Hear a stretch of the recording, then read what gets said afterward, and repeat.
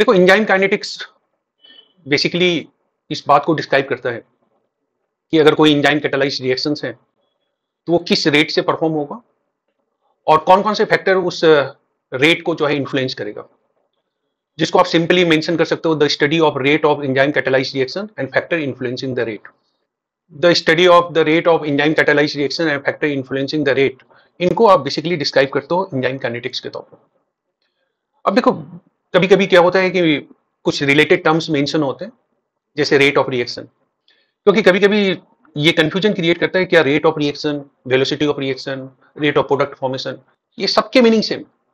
अगर मैं यहाँ मेंशन किया हूँ rate of enzyme catalyzed reaction यानी रेट ऑफ रिएक्शन, तो आप वेलोसिटी ऑफ रिएक्शन भी मेंशन कर सकते हो, रेट ऑफ प्रोडक्ट फॉर्मेशन भी मेंशन कर सकते हो। इनमें कोई कंफ्यूजन नहीं।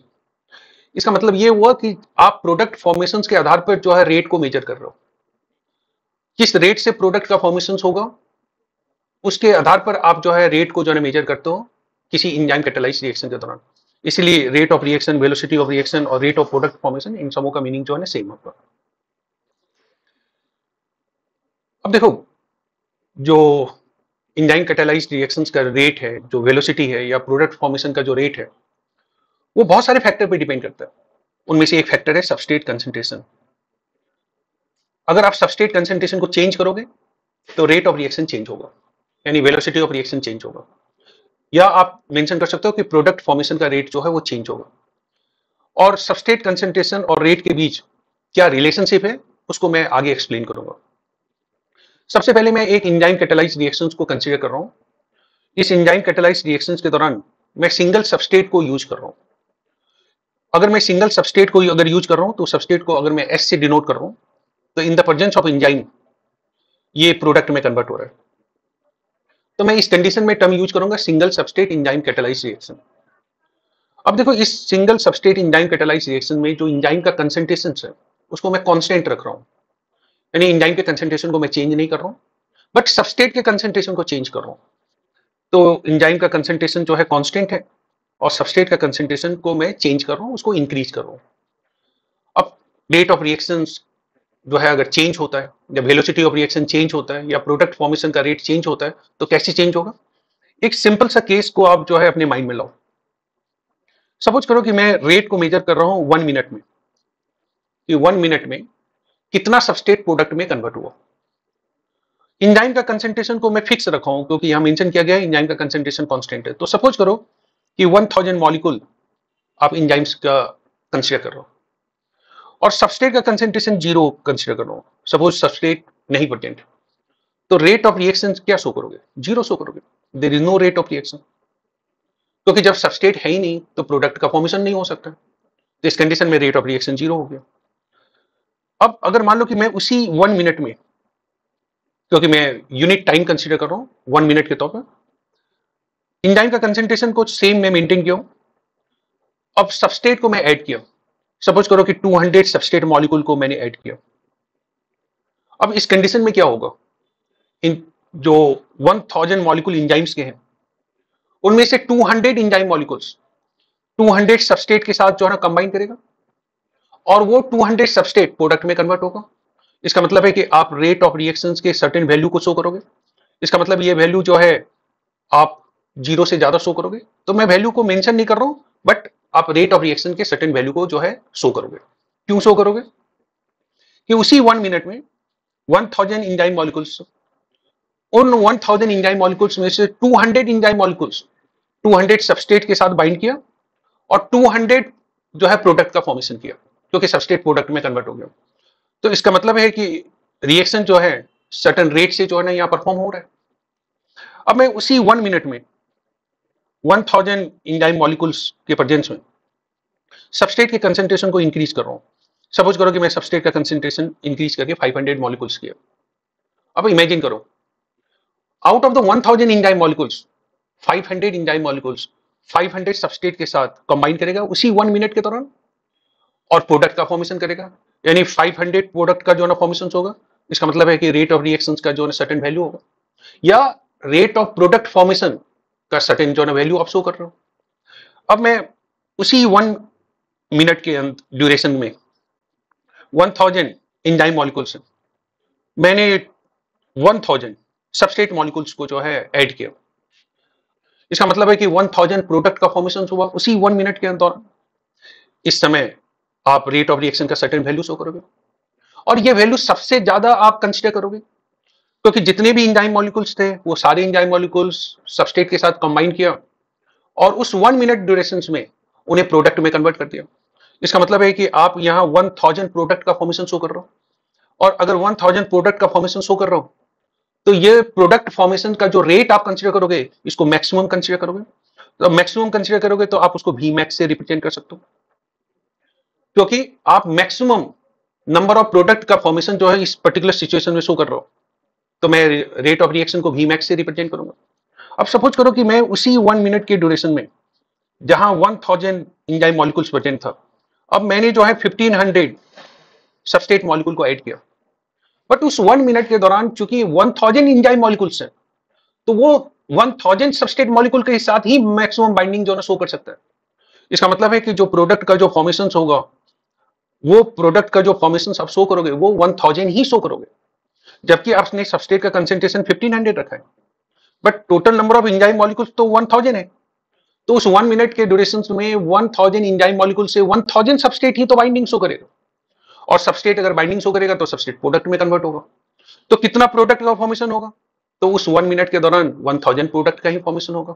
इसका मतलब है कि जो वैल्यू आप रिएक्शन वेलोसिटी का शो करोगे वो वी मैक्स यानी मैक्सिमम वेलोसिटी को रिप्रेजेंट करेगा।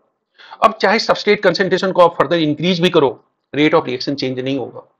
इसका मतलब है कि मैं सबस्ट्रेट कंसेंट्रेशन को अगर चेंज कर रहा हूं तो रेट ऑफ रिएक्शन चेंज हो रहा है बट यहां आप कंडीशन जो है इस पर्टिकुलर वे में शो कर रहे हो कि एक सर्टेन जो है कंसेंट्रेशन ऑफ सबस्ट्रेट के अचीव करने के बाद फर्दर जो है रेट ऑफ रिएक्शन में कोई चेंज नहीं आता है, फर्दर प्रोडक्ट के फॉर्मेशन के रेट में कोई चेंज नहीं आता है। यानी रेट ऑफ रिएक्शन जो है अब आप यहां मैक्सिमम शो कर रहे हो जिसको आप वी मैक्स से रिप्रेजेंट कर रहे हो।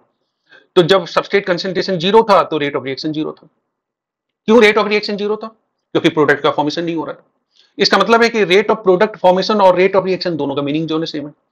अब जैसे जैसे सबस्ट्रेट कंसेंट्रेशन आपने बढ़ाया प्रोडक्ट का फॉर्मेशन का जो रेट है वो इंक्रीज होना स्टार्ट हुआ बट एक सर्टेन टाइम के बाद जो है प्रोडक्ट फॉर्मेशन का जो रेट है वो एक मैक्सिमम वैल्यू को अटेन करने के बाद में फिक्स हो गया, कांस्टेंट हो गया, जिसको आप वी मैक्स के तौर पर डिस्क्राइब करते हो। इसी इंफॉर्मेशन को मैंने लास्ट लेक्चर के दौरान ग्राफिकली मेंशन किया था कि जब आप बिगनिंग में सबस्ट्रेट कंसेंट्रेशन इंक्रीज करते हो तो रिएक्शन वेलोसिटी या रेट ऑफ रिएक्शन इंक्रीज होता है बट एक सर्टेन जो है सबस्ट्रेट कंसेंट्रेशन के बाद रिएक्शन वेलोसिटी इंक्रीज नहीं होता है, वो एक मैक्सिमम वैल्यू को अटेन करने के बाद में कांस्टेंट हो जाता है। उस मैक्सिमम वेलोसिटी को या मैक्सिमम प्रोडक्ट फॉर्मेशन के रेट को आप वी मैक्स से रिप्रेजेंट करते हो जिसके आधार पर मैंने मेंशन किया था कि ये एक सबस्ट्रेट सैचुरेशन कर्व को रिप्रेजेंट कर रहा है क्योंकि सबस्ट्रेट का कंसेंट्रेशन बढ़ाने के बावजूद भी रिएक्शन की वेलोसिटी इंक्रीज नहीं हो रही बल्कि वो एक मैक्सिमम वेलोसिटी को अटेन करने के बाद वो कांस्टेंट हो गया। यानी प्रोडक्ट फॉर्मेशन का जो रेट है वो अब आप यहाँ कांस्टेंट शो कर रहे हो और उस प्रोडक्ट फॉर्मेशन के रेट को ही आप वी मैक्स से रिप्रेजेंट कर रहे हो यानी आप वी मैक्स का यहाँ एक मैक्सिमम वैल्यू को शो कर रहे हो। और इसको मैंने डायग्राम से भी शो किया था कि एंजाइम मॉलिक्यूल्स बिगनिंग में ज्यादा थे, सबस्ट्रेट मॉलिक्यूल्स जो है ना कम था। अब जो सबस्ट्रेट एंजाइम से बाइंड किया है वही तो प्रोडक्ट बनाएगा तो इसका मतलब है कि प्रोडक्ट फॉर्मेशन का रेट आपको यहाँ कम मिलेगा। लेकिन जब आपने सबस्ट्रेट कंसेंट्रेशन को इंक्रीज किया तो मोर सबस्ट्रेट मॉलिक्यूल एंजाइम के साथ बाइंडिंग शो किया तो अब इस कंडीशन में मोर प्रोडक्ट का फॉर्मेशन होगा यानी प्रोडक्ट फॉर्मेशन का रेट जो है आप यहाँ इंक्रीज शो करोगे। इसके बाद अगर मान लो कि मैं सबस्ट्रेट कंसेंट्रेशन को बहुत हाई रखता हूं तो यूनिट टाइम में जितने भी एंजाइम मॉलिक्यूल्स थे वो सारे सबस्ट्रेट के साथ बाइंड कर लिया, प्रोडक्ट के फॉर्मेशन को कॉज किया जो मैक्सिमम प्रोडक्ट फॉर्मेशन के रेट को रिप्रेजेंट करेगा। इससे ज्यादा जो है प्रोडक्ट फॉर्मेशन के रेट को आप मेंशन नहीं कर सकते क्योंकि सारे एंजाइम सबस्ट्रेट मॉलिक्यूल के साथ बाइंड करके उसको प्रोडक्ट में कन्वर्ट कर रहा है। इसका मतलब है कि एंजाइम कंसेंट्रेशन अगर फिक्स है और सबस्ट्रेट कंसेंट्रेशन को आपने इंक्रीज किया तो अगर वो सारे सबस्ट्रेट मॉलिक्यूल के साथ एंजाइम की बाइंडिंग हो गई तो वो सबस्ट्रेट प्रोडक्ट में कन्वर्ट होगा। अब जो बाइंड नहीं कर पा रहा है वो तो प्रोडक्ट में कन्वर्ट नहीं होगा। तो प्रोडक्ट फॉर्मेशन का जो रेट है जिसको आप यहाँ वी मैक्स से रिप्रेजेंट करोगे वो आप मैक्सिमम वैल्यू के तौर पर शो करोगे। ये इस बात को इंडिकेट कर रहा है कि सबस्ट्रेट कंसेंट्रेशन को अगर मैं इंक्रीज करूंगा तो बिगिनिंग में रेट ऑफ रिएक्शन या रेट ऑफ प्रोडक्ट फॉर्मेशन या वेलोसिटी ऑफ रिएक्शन वो इंक्रीज होगा बट वो एक मैक्सिमम वैल्यू को अटेन करने के बाद जो है कांस्टेंट हो जाएगा जिसको आप वी मैक्स के तौर पर डिस्क्राइब करोगे। लेकिन अगर मान लो कि मैं सबस्ट्रेट कंसंट्रेशन की जगह एंजाइम कंसंट्रेशन को अगर मैं कंसीडर करता हूं और मैं ये मान के चलता हूं कि एंजाइम का कंसंट्रेशन जो है इंक्रीज हो रहा है, तो अगर सबस्ट्रेट का कंसंट्रेशन अगर इंक्रीज हो रहा है बट एंजाइम का कंसंट्रेशन अगर मान लो कांस्टेंट है, तो इस कंडीशंस में आप एक सबस्ट्रेट सैचुरेशन कर्व को शो कर रहे हो, क्योंकि रिएक्शन की एक मैक्सिमम वेलोसिटी अटेन करने के बाद वेलोसिटी फर्दर इंक्रीज नहीं होगा। लेकिन अगर मान लो कि मैं सबस्ट्रेट का बहुत हाई कंसंट्रेशन शो कर रहा हूं और एंजाइम के कंसंट्रेशन को भी इंक्रीज कर रहा हूं, अगर मैं एंजाइम के कंसंट्रेशन को इंक्रीज करूंगा, तो जैसे जैसे आप एंजाइम के कंसंट्रेशन को इंक्रीज करते जाओगे, रिएक्शन वेलोसिटी इंक्रीज होता जाएगा। बट इस कंडीशन में आपको यह ध्यान में रखना है कि सबस्ट्रेट का कंसंट्रेशन बहुत हाई और एंजाइम का कंसंट्रेशन बिगिनिंग में कम था, लेकिन जैसे जैसे एंजाइम के कंसंट्रेशन को बढ़ाते जाओगे, रिएक्शन वेलोसिटी बढ़ती जाएगी और आपको ग्राफ का नेचर कैसा मिलेगा, एक डायरेक्टली रिलेटेड जो है आपको जो है एक रिलेशनशिप मिलेगा कि आप एंजाइम के कंसंट्रेशन को बढ़ाते जाओगे, रेट ऑफ रिएक्शन बढ़ता जाएगा। बट ये कंडीशन तब जब सबस्ट्रेट का कंसंट्रेशन को आप बहुत हाई रख रहे हो, क्योंकि अगर सबस्ट्रेट का कंसंट्रेशन अगर मान लो कि फिर कम हो जाए और एंजाइम के कंसंट्रेशन को आप जो है इंक्रीज करते चले जाओ, तो अगेन जो है एक सैचुरेशन वाली स्टेज जो है ना आपको मिलेगा। ये मैं लास्ट लेक्चर के दौरान भी मेंशन कर चुका हूं। फिर मैंने मेंशन किया था कि ऑर्डर ऑफ रिएक्शन का मीनिंग क्या होता है। अगर मैं सबस्ट्रेट कंसंट्रेशन को काफी कम अगर शो करूं, वेरी लो सबस्ट्रेट कंसंट्रेशन को शो करता हूं, तो रेट ऑफ रिएक्शन जो है सबस्ट्रेट कंसंट्रेशन को इंक्रीज करने से इंक्रीज होगा। इसका मतलब है कि अगर सबस्ट्रेट कंसंट्रेशन कम है और आप सबस्ट्रेट के अमाउंट को इंक्रीज करना स्टार्ट किए, तो रिएक्शन की जो वेलोसिटी है यानी रेट ऑफ रिएक्शन है या रेट ऑफ प्रोडक्ट फॉर्मेशन है वो इंक्रीज होता जाएगा। तो जब सबस्ट्रेट कंसंट्रेशन के इंक्रीज होने से रेट ऑफ रिएक्शन इंक्रीज होता है, तो आप इसे फर्स्ट ऑर्डर रिएक्शन के तौर पर जो है शो करते हो। आप कहोगे कि this is the first order rate of reaction, क्योंकि सबस्ट्रेट का कंसंट्रेशन बढ़ाने से रिएक्शन वेलोसिटी जो है ना बढ़ रही है, यानी rate of product formation increase हो रहा है, तो first order rate of reaction को ये रिप्रेजेंट करेगा। लेकिन सपोज करो कि मैं इस पर्टिकुलर कंसंट्रेशन को शो कर रहा हूं, यानी सबस्ट्रेट का मैं हायर कंसंट्रेशन को शो कर रहा हूं। इस हायर कंसंट्रेशन के बाद अगर मैं सबस्ट्रेट के कंसंट्रेशन को फर्दर इंक्रीज भी करता हूं, तो रिएक्शन वेलोसिटी इंक्रीज नहीं हो रही, क्योंकि रिएक्शन वेलोसिटी कांस्टेंट हो चुका है। इसका मतलब है कि सबस्ट्रेट सैचुरेशन वाले स्टेज जोन आ चुके हैं। आप सबस्ट्रेट के कंसंट्रेशन को इंक्रीज भी कर रहे हो लेकिन रिएक्शन वेलोसिटी इंक्रीज नहीं हो रहा है, इसको कहा गया zero order rate of reaction. क्योंकि जब सबस्ट्रेट कंसंट्रेशन पर रिएक्शन वेलोसिटी डिपेंड नहीं करेगा, तो ऑर्डर ऑफ रिएक्शन को आप जीरो ऑर्डर रिएक्शन के तौर पर शो करोगे। अगर सबस्ट्रेट कंसंट्रेशन पर अगर रिएक्शन वेलोसिटी डिपेंड करेगा, तो उसे आप first order rate of reaction के तौर पर डिस्क्राइब करोगे। तो ऑर्डर ऑफ रिएक्शंस भी आप ध्यान में रखना, क्योंकि ये भी इंपॉर्टेंट है जब आप सबस्ट्रेट सैचुरेशन कर्व को डिस्क्राइब करते हो। तो कब zero order rate of reaction आप शो करते हो, कब आप first order rate of reaction show करते हो, ये मालूम होनी चाहिए। इसका मतलब ये हुआ कि अगर सबस्ट्रेट का कंसंट्रेशन बहुत कम है, तो फिर आप first order rate of reaction की बात करते हो, और सबस्ट्रेट का कंसंट्रेशन अगर बहुत हाई है, तब zero order rate of reaction की बात करते हो। तो that is the rate of reaction. Last lecture के दौरान मैं माइकलिस मेंटेन इक्वेशंस को डिस्क्राइब नहीं किया था, तो आज मैं माइकलिस मेंटेन इक्वेशन को डिस्क्राइब करूंगा और उससे रिलेटेड जो मोस्ट ऑफ द क्वेश्चंस हैं वो सॉल्व हो जाए। देखो, माइकलिस मेंटेन इक्वेशन एक रिलेशनशिप को जो है रिप्रेजेंट करता है, और ये रिलेशनशिप बताता है rate of enzyme catalyzed reaction and substrate concentration के बीच। तो अगर आपसे किसी ने पूछा कि what is Michaelis Menten equation, तो आपका जो आंसर होना चाहिए बिल्कुल सिंपल होना चाहिए। आपका आंसर ये होना चाहिए कि rate of reaction substrate concentration पर अगर मान लो कि डिपेंडेंट है, तो माइकलिस मेंटेन इक्वेशन जो है उस रिलेशनशिप को जो है एक्सप्लेन करता है। तो it explains the relationship between the rate of enzyme catalyzed reaction and substrate concentration, कि अगर सबस्ट्रेट कंसंट्रेशन को अगर मैं चेंज करूंगा तो एंजाइम कैटालाइज्ड रिएक्शन का रेट कैसे चेंज होगा, ये माइकलिस मेंटेन इक्वेशन जो है एक्सप्लेन करता है। इसका मतलब ये हुआ कि आप माइकलिस मेंटेन इक्वेशंस के आधार पर जो रिएक्शन वेलोसिटी है भी और जो सबस्ट्रेट कंसंट्रेशन है, आप उनके बीच रिलेशनशिप को जो है आप स्टैब्लिश करते हो। एक सिंपल सा जो है ना इंफॉर्मेशन जो है आपको शेयर करना है कि माइकलिस मेंटेन इक्वेशंस आपको ये बताता है कि what is the relationship between the enzyme catalysed rate of reaction and substrate concentration, कि अगर सबस्ट्रेट कंसंट्रेशन को चेंज करेंगे तो रेट ऑफ रिएक्शन कैसे चेंज होगा, ये माइकलिस मेंटेन इक्वेशंस के आधार पर जो है आप डिस्क्राइब करते हो। अब सपोज करो कि मैं एक single substrate enzyme catalyzed reaction show कर रहा हूं। अब मैं क्यों इसको कंसीडर कर रहा हूं, क्योंकि मैं यहां एंजाइम कैटालाइज्ड रिएक्शन का जो नेचर है उसको मैं सिंपल रख रहा हूं, और अगर सिंपल रख रहा हूं तो मैं एक सिंगल सबस्ट्रेट को यहां कंसीडर करूंगा, और ये सिंगल सबस्ट्रेट जो है एंजाइम के साथ जो है ना बाइंडिंग शो करेगा, और उसके एक्टिव साइट के साथ बाइंडिंग शो करेगा। और मैं इस बात को भी यहां कंसीडर करूंगा कि यहां आप सिंगल सबस्ट्रेट बाइंडिंग साइट जो है वन एंजाइम में कंसीडर कर रहा हूं। इसका मतलब है कि मैं यहां दो पैरामीटर्स को जो है कंसीडर कर रहा हूं, फिक्स कर रहा हूं। पहली बात तो है कि single substrate enzyme catalyzed reaction की बात कर रहा हूं, जिसमें एक सिंगल सबस्ट्रेट पार्टिसिपेट कर रहा है और प्रोडक्ट का फॉर्मेशन कॉज करेगा। एंजाइम कैटालाइज्ड रिएक्शन है तो एंजाइम के प्रेजेंस में होगा, और उस एंजाइम के पास एक सिंगल सबस्ट्रेट बाइंडिंग साइट में शो कर रहा हूं। आप देखो कि यहां सबस्ट्रेट की बाइंडिंग के आप एक सिंगल साइट को शो कर रहे हो, यहां मोर देन वन साइट को आप कंसीडर नहीं कर रहे हो जहां सबस्ट्रेट की जो ना बाइंडिंग हो रही है। ये कंडीशंस को जो है आपको एजम्पशन के तौर पे मान के चलना है कि single substrate enzyme catalyzed reaction है, एंजाइम के पास एक सिंगल सबस्ट्रेट बाइंडिंग साइट है जिनसे जो है सबस्ट्रेट की बाइंडिंग होगी, और उस बाइंडिंग के बाद सबस्ट्रेट जो ना प्रोडक्ट में कन्वर्ट होगा। और माइकलिस मेंटेन इक्वेशन क्या डिस्क्राइब कर रहा है कि what is the relationship between the reaction velocity and substrate concentration, यानी सबस्ट्रेट के कंसंट्रेशन को चेंज करने से रिएक्शन वेलोसिटी कैसे चेंज होगी, इस रिलेशनशिप को जो है माइकलिस मेंटेन इक्वेशन जो है एस्टैब्लिश करता है। और मैं यहां माइकलिस मेंटेन इक्वेशन को डिराइव नहीं कर रहा हूं, जो बुक आपको प्रोवाइड की गई है उसमें माइकलिस मेंटेन इक्वेशन को जो है डिराइव किया गया है, लेकिन मैं यहां डिराइव नहीं कर रहा हूं क्योंकि ये जो है डेरिवेशन तो एग्जामिनेशन के पॉइंट ऑफ व्यू से इंपॉर्टेंट नहीं है। तो जो फाइनल इक्वेशन का जो फॉर्म आप माइकलिस मेंटेन इक्वेशन के तौर पर शो करते हो, उसको मैं यहां मेंशन किया हूं। V नॉट का मतलब हुआ रेट ऑफ रिएक्शन, या मेंशन करो rate of enzyme catalyzed reaction, या आप मेंशन करो वेलोसिटी ऑफ रिएक्शन, या आप मेंशन करो रेट ऑफ प्रोडक्ट फॉर्मेशन, सबके मीनिंग सेम है। और इस रिलेशनशिप में जो मैथमेटिकल इक्वेशन शो करते हो, इसमें आप V मैक्स को मेंशन करते हो, सबस्ट्रेट कंसंट्रेशन को मेंशन करते हो, Km जिसको माइकलिस कांस्टेंट के तौर पर आप डिस्क्राइब करते हो, और यहां सबस्ट्रेट कंसंट्रेशन को मैं शो कर रहा हूं। लेकिन ये जो इक्वेशन मैं शो कर रहा हूं, ये रेट ऑफ रिएक्शन और सबस्ट्रेट कंसंट्रेशन के बीच रिलेशनशिप को स्टैब्लिश कर रहा है, क्योंकि इस इक्वेशन में V मैक्स का जो वैल्यू है वो कांस्टेंट होता है, Km का वैल्यू जो है ना कांस्टेंट होता है।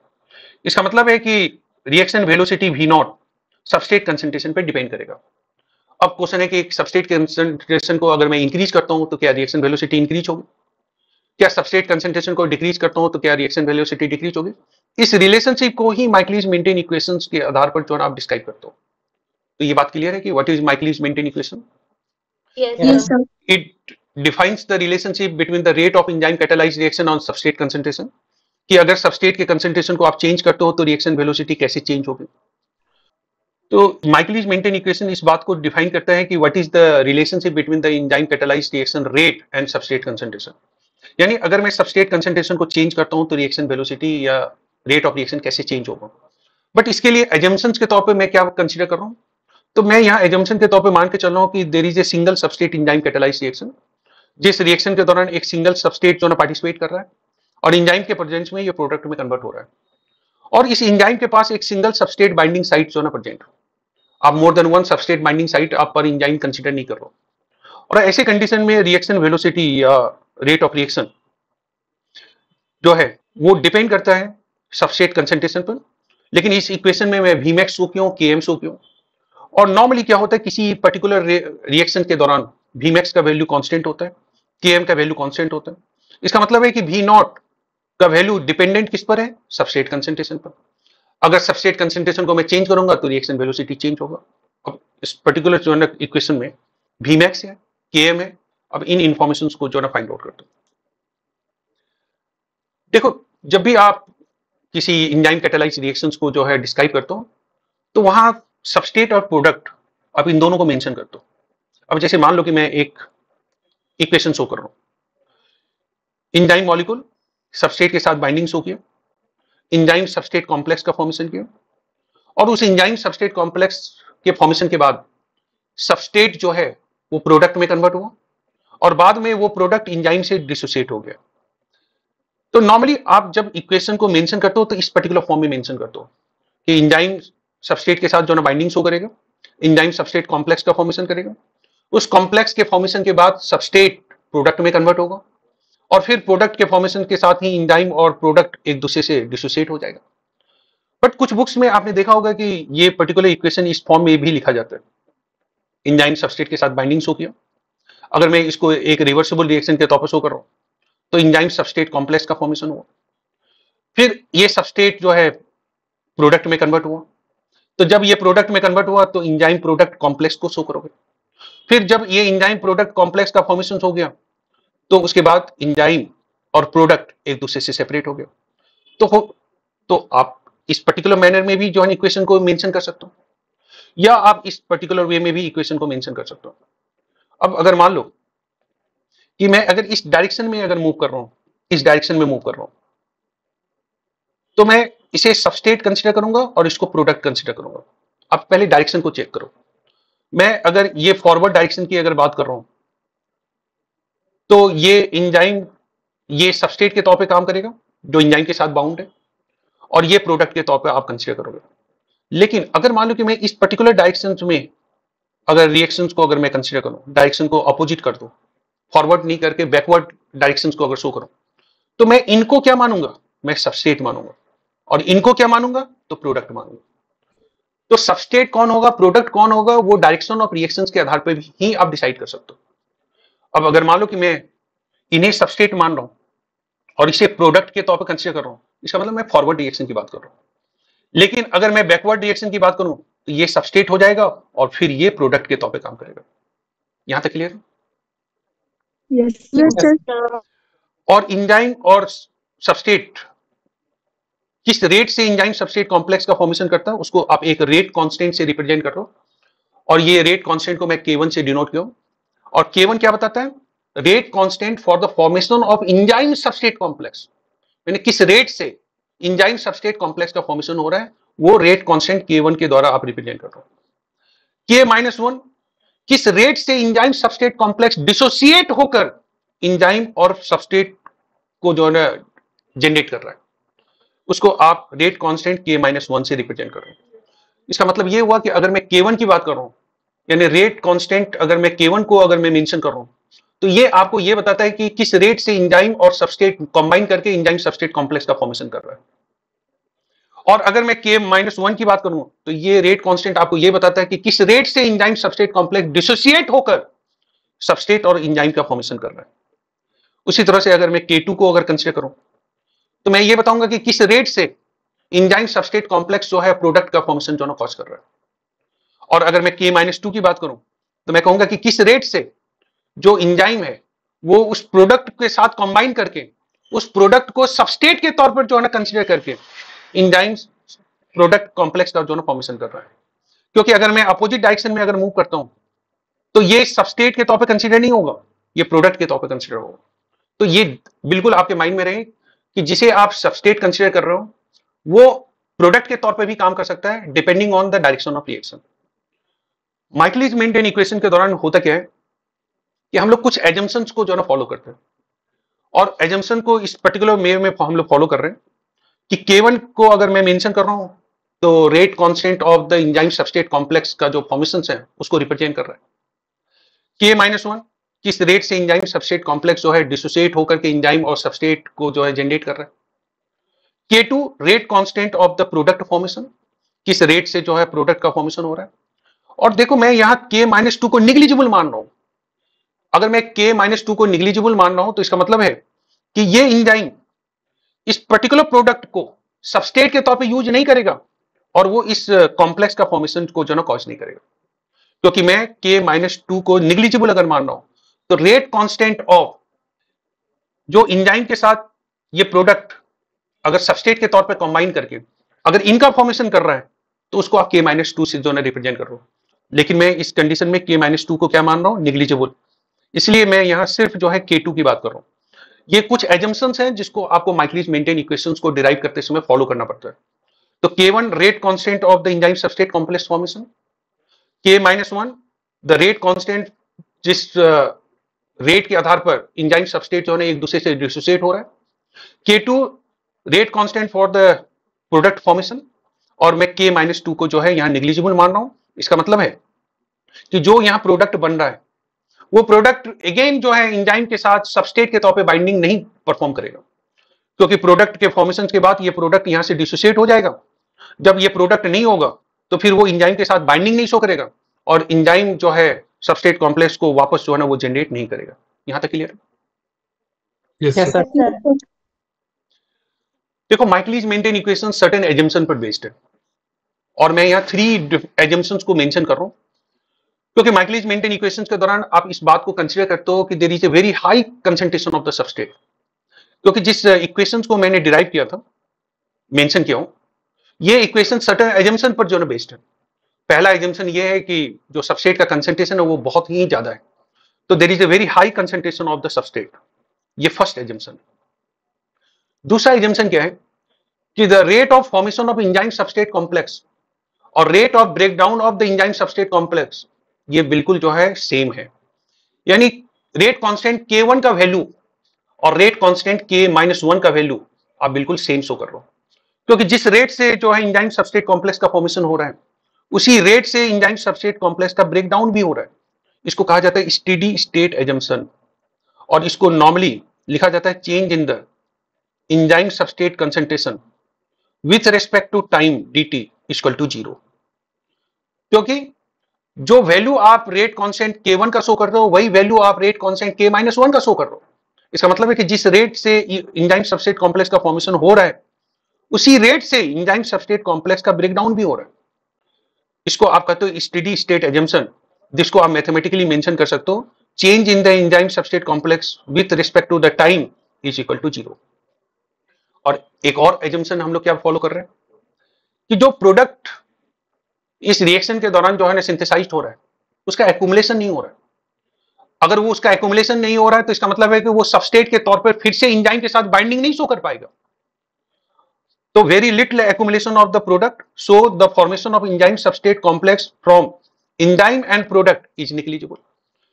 क्योंकि मैंने अभी इक्वेशन में मेंशन किया था कि K1 का वैल्यू, रेट कांस्टेंट K1 का वैल्यू और K-1 का वैल्यू जो है बिल्कुल सेम है, तभी rate of formation of enzyme substrate complex और rate of breakdown of enzyme substrate complex इनको आप आइडेंटिकल शो कर रहे हो। इसको कहते हैं स्टेडी स्टेट एजम्पशन। दूसरा कि ये प्रोडक्ट का एक्यूमुलेशन आप नहीं शो कर रहे हो, क्योंकि अगर ये प्रोडक्ट एक्यूमुलेट होगा तो ये प्रोडक्ट जो है आगे चल करके सबस्ट्रेट के तौर पे काम करेगा और फिर वो एंजाइम के साथ कंबाइन करके एंजाइम सबस्ट्रेट कॉम्प्लेक्स यानी एंजाइम प्रोडक्ट कॉम्प्लेक्स का फॉर्मेशन को कॉज करेगा। तो इसका मतलब है कि मैं K-2 को जो है निग्लिजिबल मान लियो, और अगर निग्लिजिबल अगर मानना हो तो इस पर्टिकुलर डायरेक्शन में रिएक्शन जो है परफॉर्म नहीं होगा, यानी जो प्रोडक्ट बना वो सबस्ट्रेट के तौर पे काम नहीं करेगा। क्योंकि अगर मैं इस पर्टिकुलर जो है डायरेक्शन में रिएक्शन को अगर शो करता हूं तो जो प्रोडक्ट बना है वो सबस्ट्रेट के तौर पे काम कर सकता है, फिर एंजाइम के साथ कंबाइन करके एंजाइम प्रोडक्ट कॉम्प्लेक्स का फॉर्मेशन करेगा। तो मैं इस बैकवर्ड डायरेक्शन में रिएक्शन को जो है निग्लिजिबल मान रहा हूं, यानी K-2 का जो वैल्यू है, रेट कांस्टेंट K-2 का जो वैल्यू है उसको मैं यहां निग्लिजिबल मान करके उसको इग्नोर कर रहा हूं। इसका मतलब है कि जो प्रोडक्ट बना वो प्रोडक्ट बनने के बाद वहां एक्यूमुलेट नहीं हुआ, वहां से डिसोसिएट हो गया। अगर वो एक्यूमुलेट होगा तो वो फिर सबस्ट्रेट के तौर पे काम करके एंजाइम के साथ कंबाइन करेगा और फिर एंजाइम प्रोडक्ट कॉम्प्लेक्स के तौर पे यानी इसका फॉर्मेशन को जो ना कॉज करेगा। तो मैं K-2 को जो है यहाँ निग्लिजिबल मान करके चल रहा हूँ। इन 3 एजम्पशंस के अलावा बाकी 2 एजम्पशन मैंने और भी मेंशन किया था कि single substrate enzyme catalyse reaction के तौर पर मैं इस रिएक्शन को कंसीडर कर रहा हूँ और एंजाइम के पास एक सिंगल सबस्ट्रेट बाइंडिंग साइट को मैं शो कर रहा हूँ। उसके अलावा आप 3 एजम्पशंस को फॉलो कर रहे हो और इन एजम्पशंस के आधार पर फिर आप माइकलिस मेंटेन इक्वेशन को डिराइव करते हो और जो फाइनल डेरिवेशंस होता है उसको मैं ऑलरेडी मेंशन कर चुका हूं कि रिएक्शन वेलोसिटी किन पैरामीटर पे डिपेंड करता है, तो Vmax into substrate concentration upon Km plus substrate concentration. Okay, यहां तक clear? Yes, sir. Yes, sir. ये क्वेश्चंस मैं दिसंबर 2011 के पेपर से कलेक्ट किया हूं। Michaelis Menten derived their equation which of the following assumption, क्योंकि मैंने मेंशन किया था कि माइकलिस मेंटेन इक्वेशंस को जब आप डिराइव करते हो तो सर्टेन एजम्पशन को फॉलो करते हो और 3 मेन एजम्पशंस हैं जिसको आप जो है ना ऑलवेज कंसीडर करते हो। High substrate concentration, rate of formation of enzyme substrate complex is equal to rate of breakdown of enzyme substrate complex, यानी जो वैल्यू रेट कांस्टेंट K1 का आप लोगे वही वैल्यू रेट कांस्टेंट K-1 का लोगे, जिसको आप स्टेडी स्टेट एजम्पशन के तौर पर शो करते हो। और प्रोडक्ट का एक्यूमुलेशन नहीं होता है, तो प्रोडक्ट का एक्यूमुलेशन अगर नहीं होगा तो इसका मतलब K-2 का वैल्यू निग्लिजिबल होगा, क्योंकि अगर प्रोडक्ट एक्यूमुलेट होगा तो वो फिर एंजाइम के साथ जो है बाइंडिंग शो करके एंजाइम सबस्ट्रेट कॉम्प्लेक्स का फॉर्मेशन करेगा, तो आप उसको निग्लिजिबल मान के चलते हो। तो मुझे बताओ कि कौन सा स्टेटमेंट करेक्ट स्टेटमेंट के तौर पर? B. A option. अच्छा, मैं सबसे लास्ट ऑप्शन से स्टार्ट कर रहा हूं नॉन इंजाइमेटिक डिग्रेडेशन, पहले मुझे बताओ Michaelis Menten equation enzyme catalysed reactions के बारे में बात करता है या अनकैटालाइज्ड रिएक्शन के बारे में बात करता है? क्योंकि मैं बार बार मेंशन कर रहा हूं कि इंजाइम कैटालाइज्ड रिएक्शंस के केस में आप माइकलिस मेंटेन इक्वेशन को जो है आप जो है मेंशन करते हो, तो ये नॉन इंजाइमेटिक डिग्रेडेशन, ये तो गलत होगा क्योंकि ये तो इंजाइमेटिक जो है यस सर रिएक्शंस की को आप कंसीडर करते हो। Concentration of substrate can be ignored, कैसे इग्नोर कर सकते हो? क्योंकि आप हायर सबस्ट्रेट कंसंट्रेशन के प्रेजेंस में ही आप माइकलिस मेंटेन इक्वेशंस को जो है डिराइव करते हो, तो आप इसको इग्नोर नहीं कर सकते। दिया है rate limiting step is the formation of enzyme substrate complex, नहीं, इंजाइम सबस्ट्रेट कॉम्प्लेक्स के फॉर्मेशन के लिए जो रेट कांस्टेंट है वो है K1 और इंजाइम सबस्ट्रेट कॉम्प्लेक्स के ब्रेकडाउन के लिए जो रेट कांस्टेंट है वो है K-1। ना तो K1 को आप इग्नोर करते हो, ना तो K-1 को इग्नोर करते हो, ना ही K2 को आप इग्नोर करते हो। आप इग्नोर किसको करते हो? K-2 को। तो इसका मतलब है कि ये भी स्टेटमेंट गलत। अब आप फर्स्ट स्टेटमेंट को चेक करो, rate limiting step in the reaction is the breakdown of enzyme substrate complex to product and free enzyme, वही तो आप जो है रेट लिमिटिंग स्टेप के तौर पे कंसीडर करते हो ना।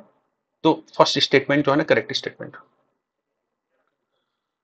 देखो जब माइकलिस मेंटेन इक्वेशंस को आप कंसीडर करते हो तो इस माइकलिस मेंटेन इक्वेशन के आधार पर जो ग्राफ प्लॉट हम लोग करते हैं उस ग्राफ का नेचर रेक्टेंगुलर हाइपरबोला होता है, क्योंकि ये जो इक्वेशन है ये हाइपरबोलिक ग्राफ का इक्वेशन है। ऑब्वियसली इस पर्टिकुलर इक्वेशन के आधार पर जब आप ग्राफ प्लॉट करोगे तो वो रेक्टेंगुलर हाइपरबोलिक ग्राफ को जो है शो करेगा। इसका मतलब है कि अगर मैं V0 और सबस्ट्रेट कंसंट्रेशन के बीच अगर मैं ग्राफ प्लॉट करता हूं, क्योंकि आप V0 को भी वेरिएबल के तौर पर कंसीडर कर रहे हो और सबस्ट्रेट कंसंट्रेशन को भी वेरिएबल के तौर पर कंसीडर कर रहे हो, क्योंकि आप सबस्ट्रेट कंसंट्रेशन को चेंज कर रहे हो, उसके कारण रिएक्शन वेलोसिटी चेंज हो रही है। इसका मतलब V0 का जो वैल्यू है वो चेंज हो रहा है, सबस्ट्रेट कंसंट्रेशन चेंज हो रहा है, यानी आप इन दोनों को वेरिएबल के तौर पर ले रहे हो। और किसी इंजाइम कैटालाइज्ड रिएक्शन के दौरान जब इंजाइम का कंसंट्रेशन कांस्टेंट है तो उसका मतलब Vmax का वैल्यू भी कांस्टेंट होगा, क्योंकि आप इंजाइम कंसंट्रेशन को तो चेंज करते नहीं हो, इंजाइम कंसंट्रेशन को आप जो है फिक्स रखते हो। इसका मतलब है कि Vmax का वैल्यू तो फिक्स होगा। और किसी इंजाइम कैटालाइज्ड रिएक्शन के केस में किसी पर्टिकुलर जो है सिचुएशन पर Km का वैल्यू जो है ना ऑलवेज फिक्स होता है, कांस्टेंट होता है।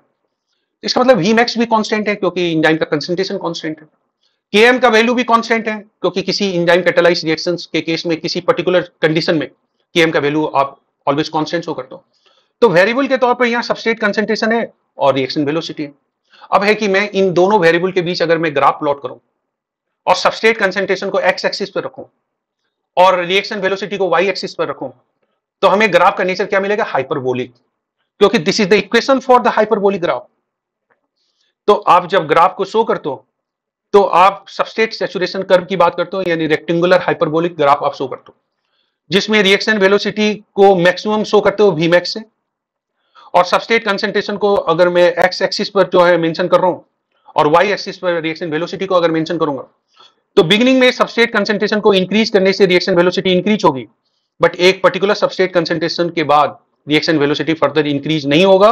आप चाहे सबस्ट्रेट का कंसंट्रेशन को इंक्रीज करो बट रिएक्शन वेलोसिटी पे कोई फर्क नहीं आएगा। अब देखो Vmax तो इस पर्टिकुलर जो है ना ग्राफ में मैं मेंशन कर चुका हूं, और मैं Vmax क्यों मेंशन कर रहा हूं? क्योंकि माइकलिस मेंटेन इक्वेशन के केस में जो एजम्पशन हम लोग फॉलो करते हैं उसमें ये भी एजम्पशन हम लोग फॉलो करते हैं कि इंजाइम का कंसंट्रेशन चेंज नहीं हो रहा है, सिर्फ सबस्ट्रेट का कंसंट्रेशन चेंज हो रहा है, और सबस्ट्रेट का बहुत हाई कंसंट्रेशन आप ले रहे हो बट इंजाइम का कंसंट्रेशन जो है फिक्स है। तो ऐसे पर्टिकुलर कंडीशन में Vmax का वैल्यू चेंज नहीं होगा। और Km का वैल्यू मैंने ऑलरेडी मेंशन कर चुका हूं कि एक पर्टिकुलर जो है इंजाइम कैटालाइज्ड रिएक्शन में एक पर्टिकुलर सिचुएशन में Km का वैल्यू फिक्स होता है, जो मैं आगे एक्सप्लेन करूंगा। अब क्वेश्चन है कि Km के वैल्यू को आप कैसे कैलकुलेट करोगे? क्योंकि इस ग्राफ में Vmax तो आप शो कर रहे हो, सबस्ट्रेट कंसंट्रेशन को एक्स एक्सिस पे शो कर रहे हो, रिएक्शन वेलोसिटी को जो है आप वाई एक्सिस पे शो कर रहे हो। अब क्वेश्चन है कि Km का वैल्यू कैसे कैलकुलेट करें? तो Km का वैल्यू कैलकुलेट करने के लिए सबसे पहले आप उस पर्टिकुलर पॉइंट को कंसीडर करो जिसमें velocity half of the Vmax में। तो मैं इस पर्टिकुलर पॉइंट पर रिएक्शन वेलोसिटी शो कर रहा हूं हाफ ऑफ द Vmax, यानी आप जो मैक्सिमम वेलोसिटी है उसका 50% आप वेलोसिटी यहां कंसीडर करो, और इस 50% half of the Vmax value किस सबस्ट्रेट कंसंट्रेशन पर आप कंसीडर कर रहे हो, अगर आप वहां एक परपेंडिकुलर डाल करके आप फाइंड आउट करो तो वो वैल्यू बताएगा Km को, यानी Km सबस्ट्रेट कंसंट्रेशन को रिप्रेजेंट कर रहा है और उस सबस्ट्रेट कंसंट्रेशन को रिप्रेजेंट कर रहा है जिस पर reaction velocity half of the Vmax हो जाए। यानी मैक्सिमम वेलोसिटी आपने अगर अचीव कर लिया है तो आपको पता होगा कि हाफ ऑफ द Vmax का वैल्यू क्या होगा, और उस हाफ ऑफ द Vmax के वैल्यू के दौरान जो सबस्ट्रेट का कंसंट्रेशन होगा उसको आप Km के तौर पे जो है आप मेंशन करोगे। तो Km क्या बता रहा है? Substrate concentration eight which the velocity is half of the Vmax, यानी ये सबस्ट्रेट कंसंट्रेशन को बता रहा है, और इस सबस्ट्रेट कंसंट्रेशन पर reaction velocity half of the Vmax को जो है रिप्रेजेंट कर रहा है। और ग्राफ का नीचे में क्या शो कर रहा हूं? Rectangular hyperbola. और ये किस इक्वेशन पर बेस्ड है? तो माइकलिस मेंटेन इक्वेशन पर बेस्ड है। और माइकलिस मेंटेन इक्वेशन के आधार पर ग्राफ अगर आप प्लॉट करते हो सबस्ट्रेट कंसंट्रेशन और रिएक्शन वेलोसिटी के बीच, तो ग्राफ का नेचर कैसा मिलता है? तो रेक्टेंगुलर हाइपरबोला। और सबस्ट्रेट कंसंट्रेशन आप एक्स एक्सिस पर ले रहे हो और रिएक्शन वेलोसिटी वाई एक्सिस पर ले रहे हो। अब देखो, लेकिन नॉर्मली आप मेंशन क्या करते हो कि माइकलिस मेंटेन इक्वेशन में ग्राफ का नेचर क्या होगा? हम लोग बोलते हैं हाइपरबोलिक। भाई माइकलिस मेंटेन इक्वेशन में के आधार पर ग्राफ का नेचर हाइपरबोलिक होगा। ये इस बात पर डिपेंड करेगा कि आप सबस्ट्रेट कंसंट्रेशन और रिएक्शन वेलोसिटी के बीच ग्राफ प्लॉट कर रहे हो या नहीं कर रहे हो। अगर मैं रिएक्शन वेलोसिटी और सबस्ट्रेट कंसंट्रेशन के बीच ग्राफ प्लॉट कर रहा हूं और सबस्ट्रेट कंसंट्रेशन को मैं एक्स एक्सिस पे ले रहा हूं और रिएक्शन वेलोसिटी को वाई एक्सिस पे ले रहा हूं, इस पर्टिकुलर सिचुएशन में मैं कहूंगा कि इस इक्वेशन के आधार पर जो ग्राफ प्लॉट होगा वो हाइपरबोलिक ग्राफ होगा, यानी सबस्ट्रेट सैचुरेशन कर्व को रिप्रेजेंट करेगा, जिसको आप रेक्टेंगुलर हाइपरबोलिक ग्राफ के तौर पर जो है डिस्क्राइब करते हो। यहां तक क्लियर है? Yes sir. Yes sir. Nausif, देखो मैं कुछ केस को मेंशन कर रहा हूं कि जब सबस्ट्रेट कंसंट्रेशन का वैल्यू Km के वैल्यू से जो है ना काफी कम हो तब क्या सिचुएशन होगा, जब सबस्ट्रेट कंसंट्रेशन का वैल्यू Km के वैल्यू से बहुत ज्यादा हो तब क्या कंडीशन होगा, और जब सबस्ट्रेट कंसंट्रेशन का वैल्यू Km के वैल्यू के बराबर हो तब क्या कंडीशन होगा। तो सबसे पहले मैं कंडीशन ले रहा हूं जब सबस्ट्रेट का कंसंट्रेशन Km के वैल्यू से काफी कम है। इसका मतलब है कि Km का वैल्यू बहुत ज्यादा है, सबस्ट्रेट का कंसंट्रेशन काफी कम है। अब आप जो माइकलिस मेंटेन इक्वेशन है उसको देखो, Km का वैल्यू बहुत ज्यादा है, ये वैल्यू ज्यादा है, और उसके कंपैरिजन में सबस्ट्रेट का कंसंट्रेशन काफी कम है, तो मैं इसको निग्लिजिबल मान सकता हूं। इस सबस्ट्रेट कंसंट्रेशन को मैं निग्लिजिबल मान सकता हूं क्योंकि Km के कंपैरिजन में सबस्ट्रेट कंसंट्रेशन काफी कम है, और यहां प्लस साइन लिखा हुआ है, तो मैं Km के वैल्यू को तो इग्नोर नहीं कर सकता हूं क्योंकि Km का वैल्यू जो है ज्यादा है। बट सबस्ट्रेट कंसंट्रेशन अगर बहुत कम है तो मैं Km के तुलना में सबस्ट्रेट कंसंट्रेशन को निग्लिजिबल मान सकता हूं। अगर निग्लिजिबल मान लिया तो मैं सबस्ट्रेट कंसंट्रेशन को यहां जो है इग्नोर कर रहा हूं। अगर मैं सबस्ट्रेट कंसंट्रेशन को इग्नोर करूंगा तो इक्वेशन का नेचर कैसा होगा? Vmax अपॉन Km, और ये सबस्ट्रेट कंसंट्रेशन। इसका मतलब क्या हुआ कि reaction velocity is directly proportional to the substrate concentration, और यही होता भी है। जब आप सबस्ट्रेट कंसंट्रेशन को बहुत कम रखते हो तो रिएक्शन वेलोसिटी जो है सबस्ट्रेट के कंसंट्रेशन के इंक्रीज होने पर इंक्रीज होता है, यानी रिएक्शन वेलोसिटी सबस्ट्रेट कंसंट्रेशन पर जो है डायरेक्टली डिपेंडेंट होगा, क्योंकि अगर आप सबस्ट्रेट कंसंट्रेशन को इंक्रीज करोगे तो रिएक्शन वेलोसिटी इंक्रीज होगा, और ये इक्वेशन से जो है ये स्टैब्लिश भी हो रहा है। कैसे स्टैब्लिश हो रहा है कि आप यहां सबस्ट्रेट कंसंट्रेशन को निग्लिजिबल मान रहे हो। देखो मैं यहां सबस्ट्रेट कंसंट्रेशन को निग्लिजिबल मान करके निकाल नहीं सकता हूं क्योंकि यहां प्रोडक्ट आप मल्टीप्लीकेशन का साइन यूज कर रहे हो, यहां प्लस का साइन यूज कर रहे हो।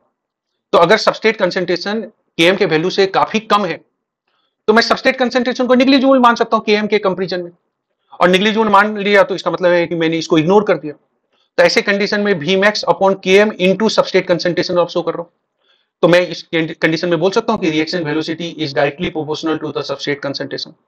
हो रहा है या नहीं हो रहा? Yes sir.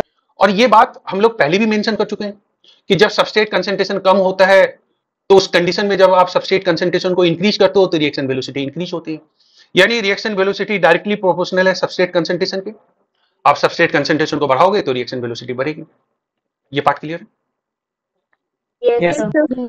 अब मैं एक दूसरा कंडीशन शो कर रहा हूं, जब सबस्ट्रेट कंसंट्रेशन बहुत ज्यादा है Km से, तो जब सबस्ट्रेट कंसंट्रेशन बहुत ज्यादा है Km की वैल्यू के कंपैरिजन में, तो मुझे बताओ मैं Km को इग्नोर कर सकता हूं? Yes sir. Yes sir. Km को इग्नोर कर गया, और Km को अगर इग्नोर कर दिया तो यहां सबस्ट्रेट कंसंट्रेशन बचा। Yes sir. अब मुझे बताओ ये सबस्ट्रेट कंसंट्रेशन कैंसिल हो जाएगा? Yes sir. Yes sir. तो मुझे बताओ रिएक्शन वेलोसिटी Vmax के बराबर हो जाएगा? Yes sir. आप इमेजिन करो ग्राफ के, जब मैंने बहुत हाई सबस्ट्रेट कंसंट्रेशन मेंशन किया था तो मैंने कहा था ना कि रिएक्शन वेलोसिटी Vmax के बराबर हो जाएगा। Yes, sir. तो मुझे बताओ इस इक्वेशन से इस्टेब्लिश हो रहा है या नहीं हो रहा Yes, sir. हो रहा है. Yes, sir. है? ठीक है, चलो मैं एक और कंडीशन लेता हूं, एक और सिचुएशन को कंसीडर करते हैं। तो जब सबस्ट्रेट कंसेंट्रेशन Km के वैल्यू के बराबर है, तो मैं इस कंडीशन में Vmax अपॉन सबस्ट्रेट कंसेंट्रेशन को मैं ऊपर मेंशन कर देता हूं। ठीक, अब मुझे बताओ Km और सबस्ट्रेट कंसेंट्रेशन का वैल्यू दोनों सेम है, तो मैं यहां 2s मेंशन कर सकता हूं? Yes, sir. Yes, sir. कर सकता हूं ना? अब मुझे हाँ. बताओ मैं इन दोनों को कैंसिल कर सकता हूं? Yes, sir. अब मुझे बताओ मैं हाफ ऑफ द Vmax लिख सकता हूं? Yes, sir. Yes, sir. और ये बात अभी मैंने मेंशन किया था कि आप जब Km को डिस्क्राइब करते हो तो बेसिकली आप उस सबस्ट्रेट कंसेंट्रेशन की बात करते हो जहां reaction velocity half of the Vmax हो जाए। अब देखो reaction velocity half of the Vmax हो रहा है या नहीं हो रहा है? हो जब रहा है. आप Km के वैल्यू को आप जिस सबस्ट्रेट कंसेंट्रेशन पर आप Km के वैल्यू को शो कर रहे हो, उस पर्टिकुलर सबस्ट्रेट कंसेंट्रेशन पर reaction velocity half of the Vmax हो, बताओ इस इक्वेशन से आप डिराइव कर पा रहे हो या नहीं कर पा रहे हो? Yes, sir.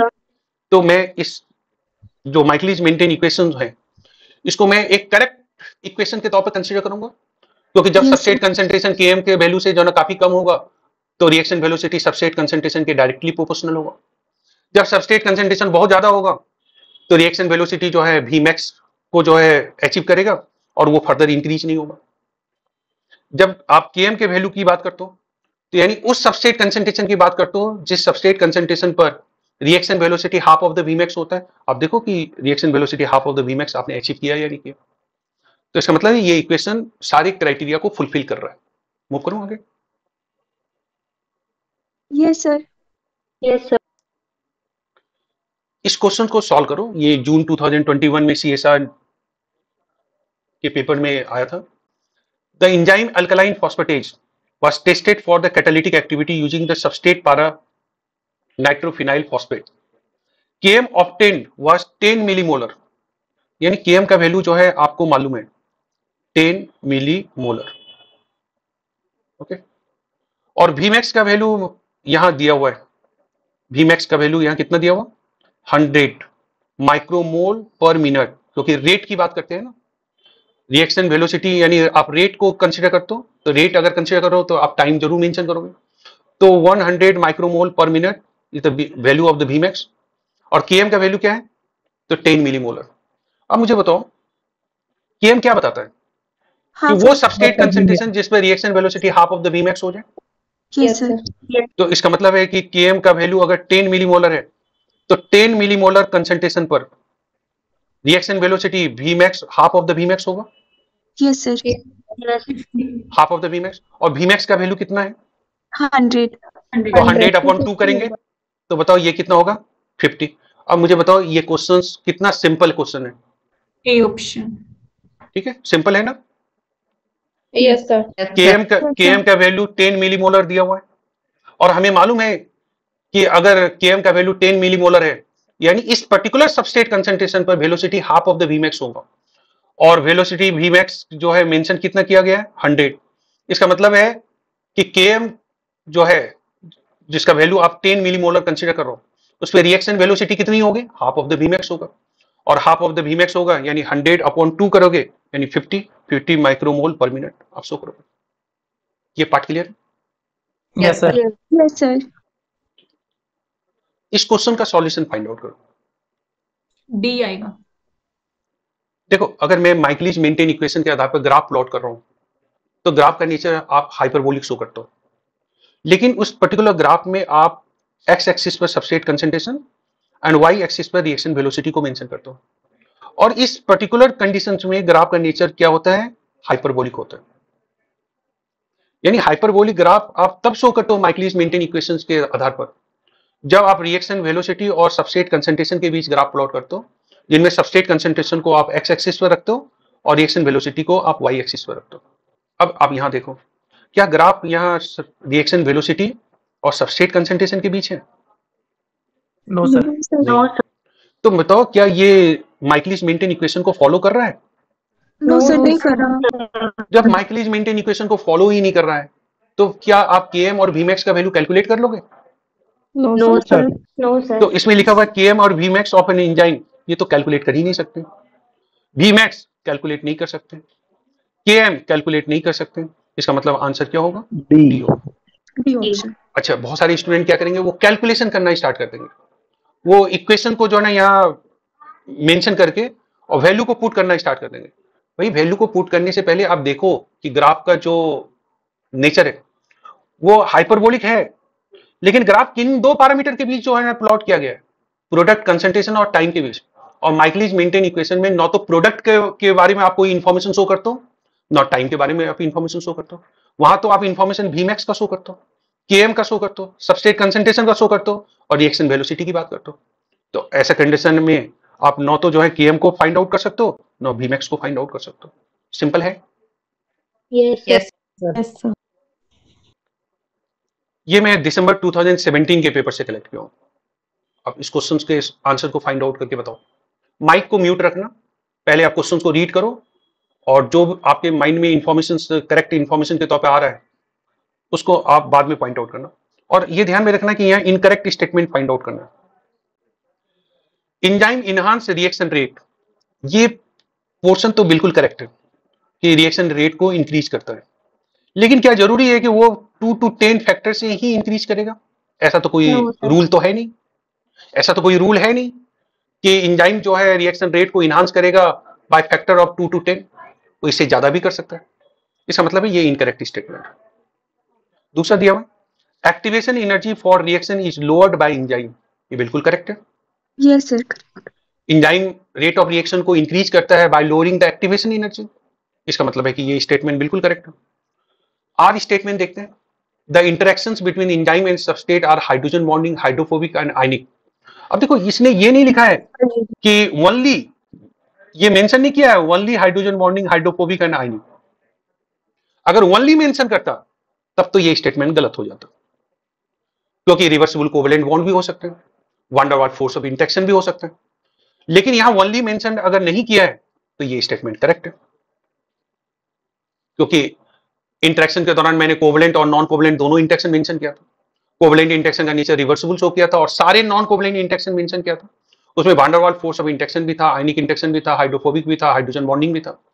अब अगर यहां मेंशन करता हूं ओनली हाइड्रोजन बॉन्डिंग, हाइड्रोफोबिक और आयनिक, तब तो मैं गलत मानता, लेकिन इसका मतलब है कि ये स्टेटमेंट जो है करेक्ट स्टेटमेंट है। Okay, substrate concentration does not affect the rate of enzyme catalyse reaction. मुझे बताओ, पूरी माइकलिस मेंटेन इक्वेशन तो इसी बात पर बेस्ड है कि अगर आप सबस्ट्रेट कंसंट्रेशन को चेंज करोगे तो रिएक्शन वेलोसिटी चेंज होगा, क्योंकि जो रिलेशनशिप आप माइकलिस मेंटेन इक्वेशन के आधार पर आप शो करते हो वो इसी बात को तो पॉइंट आउट कर रहा है कि सबस्ट्रेट कंसंट्रेशन के चेंज होने से रिएक्शन वेलोसिटी चेंज होगा। माइकलिस मेंटेन इक्वेशन ये नहीं बताता है कि टेम्परेचर चेंज होने से क्या फर्क पड़ेगा, पीएच चेंज होने से क्या फर्क पड़ेगा। आप माइकलिस मेंटेन इक्वेशन के आधार पर जब आप चीजों को डिस्क्राइब करते हो तो वो सिर्फ इसी बात को पॉइंट आउट कर रहा है कि कोई एंजाइम कैटालाइज रिएक्शंस का रेट सबस्ट्रेट कंसंट्रेशन पर डिपेंड होगा। अगर मैं सबस्ट्रेट कंसंट्रेशन को चेंज करूंगा तो रेट ऑफ रिएक्शन चेंज होगा, और एक पर्टिकुलर सबस्ट्रेट कंसंट्रेशन के बाद रेट ऑफ रिएक्शन पे कोई फर्क नहीं पड़ेगा, जिसको आप Vmax के तौर पर डिस्क्राइब करोगे। तो नाउ वी कैन फाइंड कि रॉन्ग स्टेटमेंट कौन कौन सा है। D option. Yes. ठीक है, मूव करूं। Yes sir. Yes. एक एंजाइम कैटालाइज रिएक्शंस का काइनेटिक डेटा जो है यहाँ प्रेजेंट किया गया, किसी एंजाइम के द्वारा कोई एंजाइम कैटालाइज रिएक्शन परफॉर्म हो रहा है, उसका डेटा दिया गया। डिटरमाइन द Vmax और Km of the enzyme catalyse reaction. आपको Vmax के वैल्यू को भी कैलकुलेट करना है और Km के वैल्यू को भी कैलकुलेट करना है। कैसे करोगे मैं बताता हूं, ठीक है। आप सबस्ट्रेट कंसंट्रेशन के वैल्यू को चेक करो, ये लगातार इंक्रीज हो रहा है, यानी सबस्ट्रेट कंसंट्रेशन इंक्रीज हो रहा है, और रेट ऑफ रिएक्शन या रेट ऑफ प्रोडक्ट फॉर्मेशन या रिएक्शन वेलोसिटी वो भी इंक्रीज हो रहा है ना, दोनों वैल्यू इंक्रीज हो रहा है। लेकिन मैं इन सबस्ट्रेट कंसंट्रेशन पर अगर चीजों को अगर मैं फोकस करूं, यहां सबस्ट्रेट का कंसंट्रेशन है 2 × 10⁻³ यहां सबस्ट्रेट कंसंट्रेशन है 1 × 10⁻², यानी सबस्ट्रेट का कंसंट्रेशन यहां ज्यादा है और यहां सबस्ट्रेट कंसंट्रेशन कम है। समझ रहे हो उन्हें? सबस्ट्रेट कंसंट्रेशन यहां ज्यादा है, सॉरी यहां कम है, और सबस्ट्रेट कंसंट्रेशन यहां ज्यादा है। वहां 10⁻³ है, यहां 10⁻² है। सबस्ट्रेट कंसंट्रेशन इसका मतलब इंक्रीज हुआ, बट आप देखो कि यहां क्या रिएक्शन वेलोसिटी में कोई मार्क्ड वेरिएशन आपको मिल रहा है? No No, sir sir. नहीं मिला। इसके पहले किसी भी सबस्ट्रेट कंसंट्रेशन को देखो, पहला सबस्ट्रेट कंसंट्रेशन जो था उसमें 28 वैल्यू था रिएक्शन वेलोसिटी का। सबस्ट्रेट कंसंट्रेशन को इंक्रीज किया गया, रिएक्शन वेलोसिटी इंक्रीज हुआ। सबस्ट्रेट कंसंट्रेशन को इंक्रीज किया गया, रिएक्शन वेलोसिटी इंक्रीज हुआ। सबस्ट्रेट कंसंट्रेशन को इंक्रीज किया गया, रिएक्शन वेलोसिटी इंक्रीज हुआ। सबस्ट्रेट कंसंट्रेशन को इंक्रीज किया गया, रिएक्शन वेलोसिटी इंक्रीज हुआ। सबस्ट्रेट कंसंट्रेशन को इंक्रीज किया गया, रिएक्शन वेलोसिटी इंक्रीज हुआ। सबस्ट्रेट कंसंट्रेशन को अब फर्दर इंक्रीज किया गया, रिएक्शन वेलोसिटी पर कोई मार्क डिफरेंसेस आपको नहीं मिल रहा है। इसका मतलब है कि ये पर्टिकुलर जो रिएक्शन वेलोसिटी है ये Vmax को रिप्रेजेंट कर रहा है। This is going to represent the Vmax, क्योंकि आप सबस्ट्रेट कंसंट्रेशन को इंक्रीज भी कर रहे हो तो भी रिएक्शन वेलोसिटी इंक्रीज नहीं हो रहा है। इसका मतलब है कि 139 या 140 ये Vmax को रिप्रेजेंट करता है। दोनों में से किसी को भी कंसीडर करो। इसका मतलब है Vmax का वैल्यू आपने निकाल लिया, और Vmax का वैल्यू आपने अगर निकाल लिया तो मैं इस कंडीशन में Km का वैल्यू भी निकाल सकता हूं। अब कैसे? Vmax का वैल्यू हमें मालूम है, दैट इज 140। ठीक, अब एक सबस्ट्रेट कंसंट्रेशन, तो मैं किसी भी पर्टिकुलर जो है सबस्ट्रेट कंसंट्रेशन को कंसीडर कर लूं, कोई भी, जरूरी नहीं है कि मैं इसी को कंसीडर करूं। आप इनको भी कंसीडर कर सकते हो, इनको भी कंसीडर कर सकते हो, इनको भी कंसीडर कर सकते हो, किसी को भी कंसीडर करो। तो सपोज करो कि मैं ये रिएक्शन वेलोसिटी को जो है ना सेलेक्ट किया, ये किस सबस्ट्रेट कंसंट्रेशन पर आपको मिल रहा है वो ये डेटा यहां ऑलरेडी दिया हुआ। इसका मतलब है कि V नॉट का वैल्यू अगर मैं 2 × 10⁻⁵ अगर शो करूं तो वो पर्टिकुलर वैल्यू किस सबस्ट्रेट कंसंट्रेशन पर आपको मिल रहा है? सॉरी, V नॉट का वैल्यू 95, सॉरी, V नॉट का वैल्यू 95 शो कर रहा हूं, और किस सबस्ट्रेट कंसंट्रेशन पर है? तो 2 × 10⁻⁵। इसका मतलब ये हुआ कि आपको Vmax भी मालूम है, Vmax मालूम है 140, यस सर और सबस्ट्रेट कंसंट्रेशन में अगर ये सबस्ट्रेट कंसंट्रेशन अगर शो कर रहा हूं तो ये है 2 × 10⁻⁵, यानी 2 × 10⁻⁵, 2 × 10⁻⁵, और उस सबस्ट्रेट कंसंट्रेशन पर रिएक्शन वेलोसिटी कितनी है? 95, तो यहां मैं 95 डाल दिया, तो V नॉट का वैल्यू 95 डाल दिया। Vmax का वैल्यू हमें मालूम है कि सबस्ट्रेट कंसंट्रेशन के चेंज होने के बावजूद भी रिएक्शन वेलोसिटी अब चेंज नहीं हो रहा है, यानी ये Vmax को रिप्रेजेंट कर रहा है। और सबस्ट्रेट कंसंट्रेशन, तो अगर मैं V नॉट के वैल्यू 95 के तौर पे लिया तो देखूंगा कि यहां सबस्ट्रेट का कंसंट्रेशन कितना है। अगर मैं V नॉट का वैल्यू 70 लेता तो मैं देखता कि यहां सबस्ट्रेट कंसंट्रेशन जो है कितना है। तो आप Km का वैल्यू भी कैलकुलेट कर सकते हो और Vmax का वैल्यू भी कैलकुलेट कर सकते हो। ये समझ में आ गया? Yes sir. Yes. देखो, मैं माइकलिस कांस्टेंट को डिस्क्राइब कर रहा हूं, हालांकि माइकलिस कांस्टेंट को मैं ऑलरेडी डिफाइन कर चुका हूं कि वो सबस्ट्रेट कंसंट्रेशन जिस पर reaction velocity half of the Vmax हो, उस सबस्ट्रेट कंसंट्रेशन की बात कर रहा हूं जिस सबस्ट्रेट कंसंट्रेशन पर reaction velocity half of the Vmax हो, उसे आप कहते हो Michaelis constant. But Michaelis constant को डिस्क्राइब करने का एक अल्टरनेटिव तरीका भी है। आप इसको मान सकते हो एक कॉम्बिनेशन ऑफ रेट कांस्टेंट। और कुछ नहीं कि एक कॉम्बिनेशन ऑफ रेट कांस्टेंट अगर मैं मेंशन कर रहा हूं तो इसका मीनिंग क्या हुआ? तो सबसे पहले आप माइकलिस मेंटेन इक्वेशन को डिराइव करते समय जो एजम्पशन आपने कंसीडर किया था, उस एजम्पशंस को आप सबसे पहले जो है कंसीडर करो। आपने यही इक्वेशन का फॉर्म आपने कंसीडर किया था कि आप K1 का वैल्यू, रेट कांस्टेंट K1 का वैल्यू और K-1 का वैल्यू आपने सेम रखा था। K2 के वैल्यू को आप शो कर रहे हो, बट K-2 के वैल्यू को आपने नेग्लिजिबल मान करके उसको इग्नोर कर दिया था। इसका मतलब है कि this is the rate constant, this is the rate constant, this is the rate constant. और माइकलिस कांस्टेंट क्या बताता है? It is a combination of rate constant.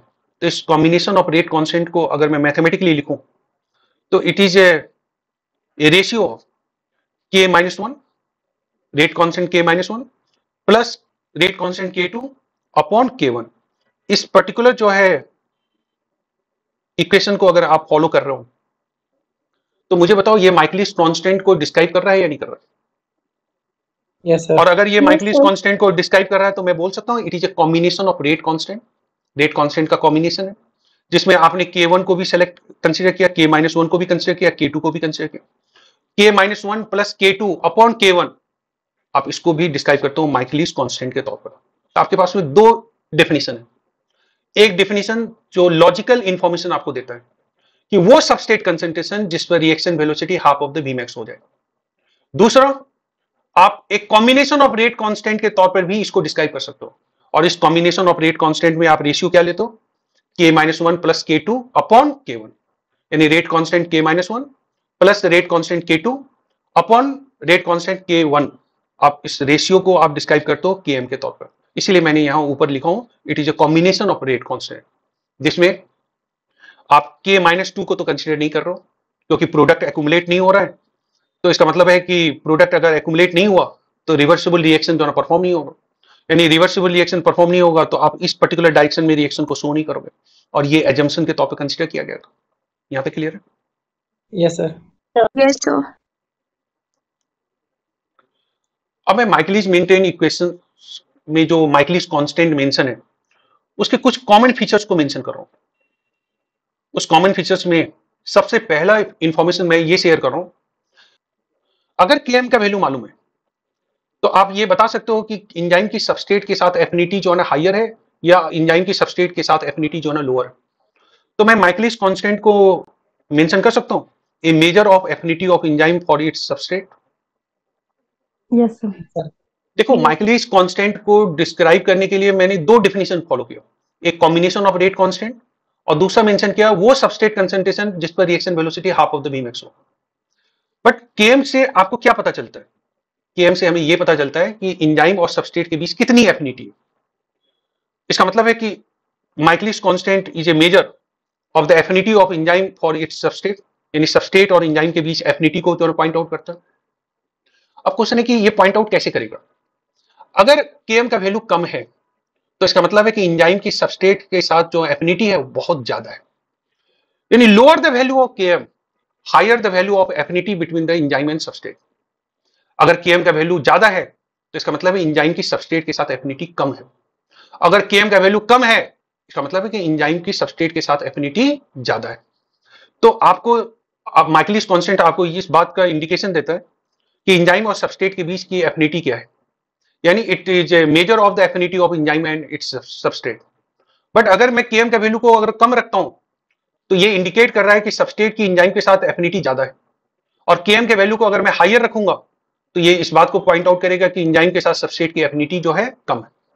तो मैं इसको पॉइंट सेंटेंस में मेंशन क्यों, lower with the value of Km greater affinity of enzyme for its substrate.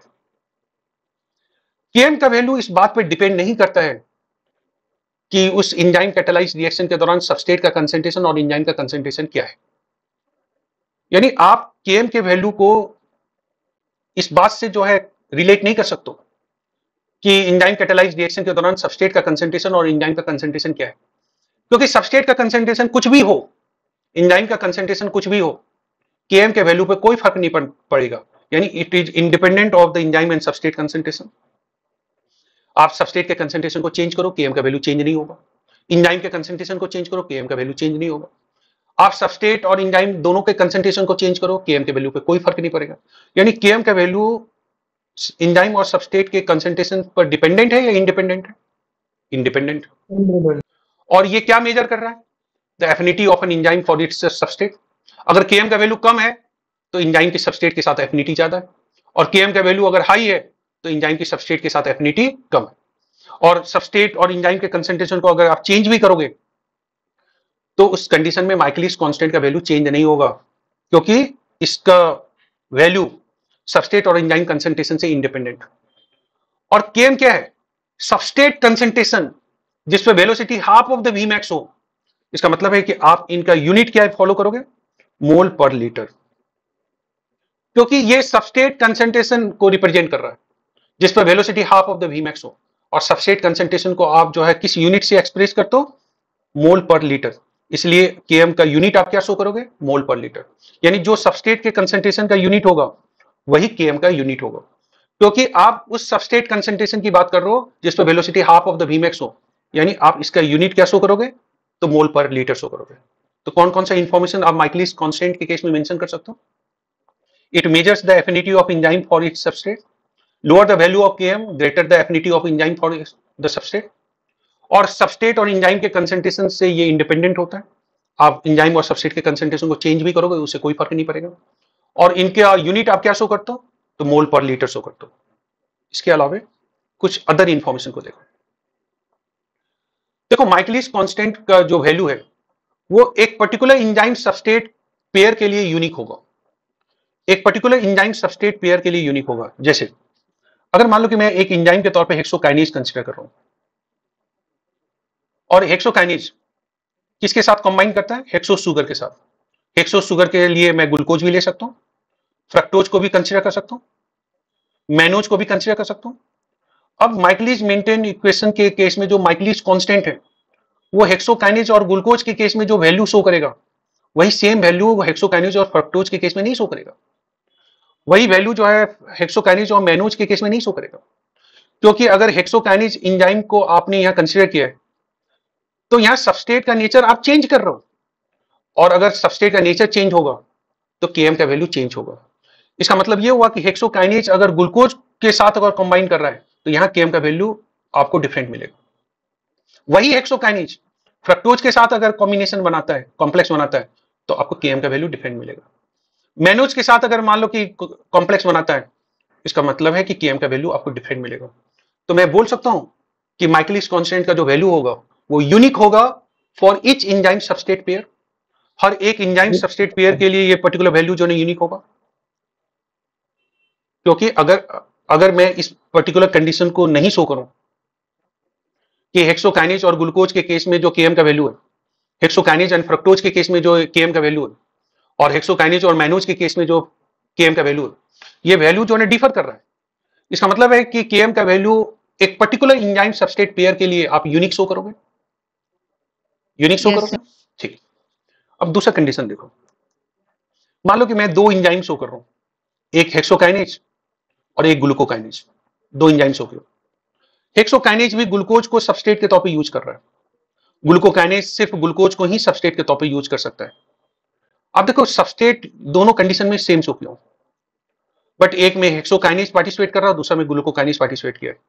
मुझे बताओ इन दोनों कंडीशन में Km का वैल्यू सेम होगा या डिफरेंट होगा? different. डिफरेंट होगा। डिफरेंट होगा। इसका मतलब है कि different enzyme acting on the same substrate have the different Km value. Yes, sir. Sir और अगर मान लो कि एक पर्टिकुलर एंजाइम डिफरेंट सबस्ट्रेट के साथ अगर कॉम्प्लेक्स बना रहा है, तो क्या आप उन सारे केसेस में Km का वैल्यू सेम शो करोगे या डिफरेंट शो करोगे? Different.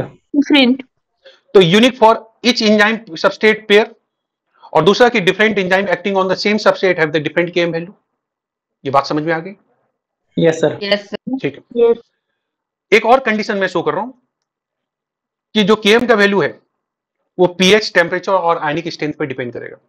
आपको होगा कि कैसे जो है वो पीएच, टेम्परेचर और आयनिक स्ट्रेंथ पर डिपेंड करेगा। आप इस कंडीशन को चेक करो। मैंने बताया था कि माइकलिस कांस्टेंट जो है इस बात को डिस्क्राइब करता है कि एंजाइम और सबस्ट्रेट के बीच एफिनिटी कितनी है। वो एंजाइम और सबस्ट्रेट के बीच के जो एफिनिटी है उन एफिनिटी को डिस्क्राइब करता है। अब क्वेश्चन है, क्या अगर मान लो कि मैं पीएच को चेंज करूं तो एफिनिटी चेंज होगी? यस, चेंज होगा। क्योंकि अगर मैं पीएच 7 पर अगर मैं इन दोनों के बीच एफिनिटी अगर शो कर रहा हूं और पीएच को मैं 7 की जगह अगर मैं पीएच को 2 कर दूं तो इनकी एफिनिटी चेंज हो जाएगी। जब एफिनिटी चेंज हो जाएगी तो Km का वैल्यू चेंज हो जाएगा, क्योंकि Km क्या बताता है कि एंजाइम और सबस्ट्रेट के बीच जो एफिनिटी है वो एफिनिटी क्या कितनी है। अगर लोअर Km वैल्यू है तो एफिनिटी ज्यादा है, हायर Km वैल्यू है तो एफिनिटी कम। बट अगर मान लो कि मैं पीएच को चेंज करूंगा तो क्या एंजाइम और सबस्ट्रेट के बीच की जो एफिनिटी है वो सेम रहेगी? चेंज होगी? No, sir. अगर मैं पीएच 7 पर एफिनिटी ज्यादा शो कर रहा हूं तो पीएच 2 पर एफिनिटी कम भी हो सकता है और 7 से ज्यादा भी हो सकता है। इसका मतलब है अगर एफिनिटी चेंज हो रहा है तो Km का वैल्यू चेंज होगा। उसी तरह से अगर मैं टेम्परेचर को चेंज करूंगा तो Km वैल्यू चेंज होगा, क्योंकि अगर मैं 20 डिग्री सेंटीग्रेड टेम्परेचर पर सबस्ट्रेट और एंजाइम के बीच एफिनिटी अगर शो कर रहा हूं और टेम्परेचर को इंक्रीज करके 40 डिग्री सेंटीग्रेड कर दूं तो एफिनिटी तो जो है चेंज हो जाएगा, क्योंकि 40 डिग्री सेंटीग्रेड टेम्परेचर पर एफिनिटी कम हो जाएगी, 20 डिग्री सेंटीग्रेड पर एफिनिटी ज्यादा होगी। तो इसका मतलब है कि Km का वैल्यू इस टेम्परेचर पर आप जो है ज्यादा शो करोगे और इस पर्टिकुलर टेम्परेचर पर आप कम शो करोगे।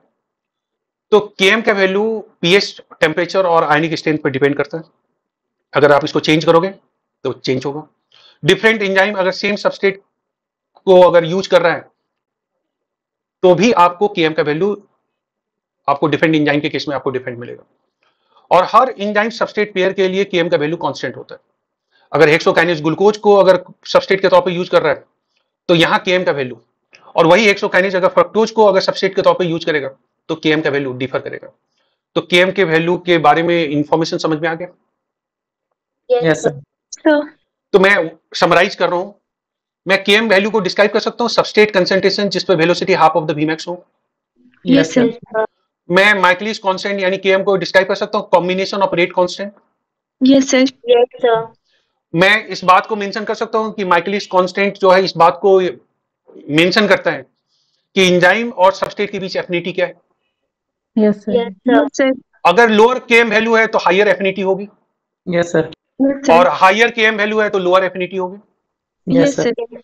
एंजाइम कंसंट्रेशन और सबस्ट्रेट कंसंट्रेशन पर Km का वैल्यू डिपेंडेंट नहीं होता है।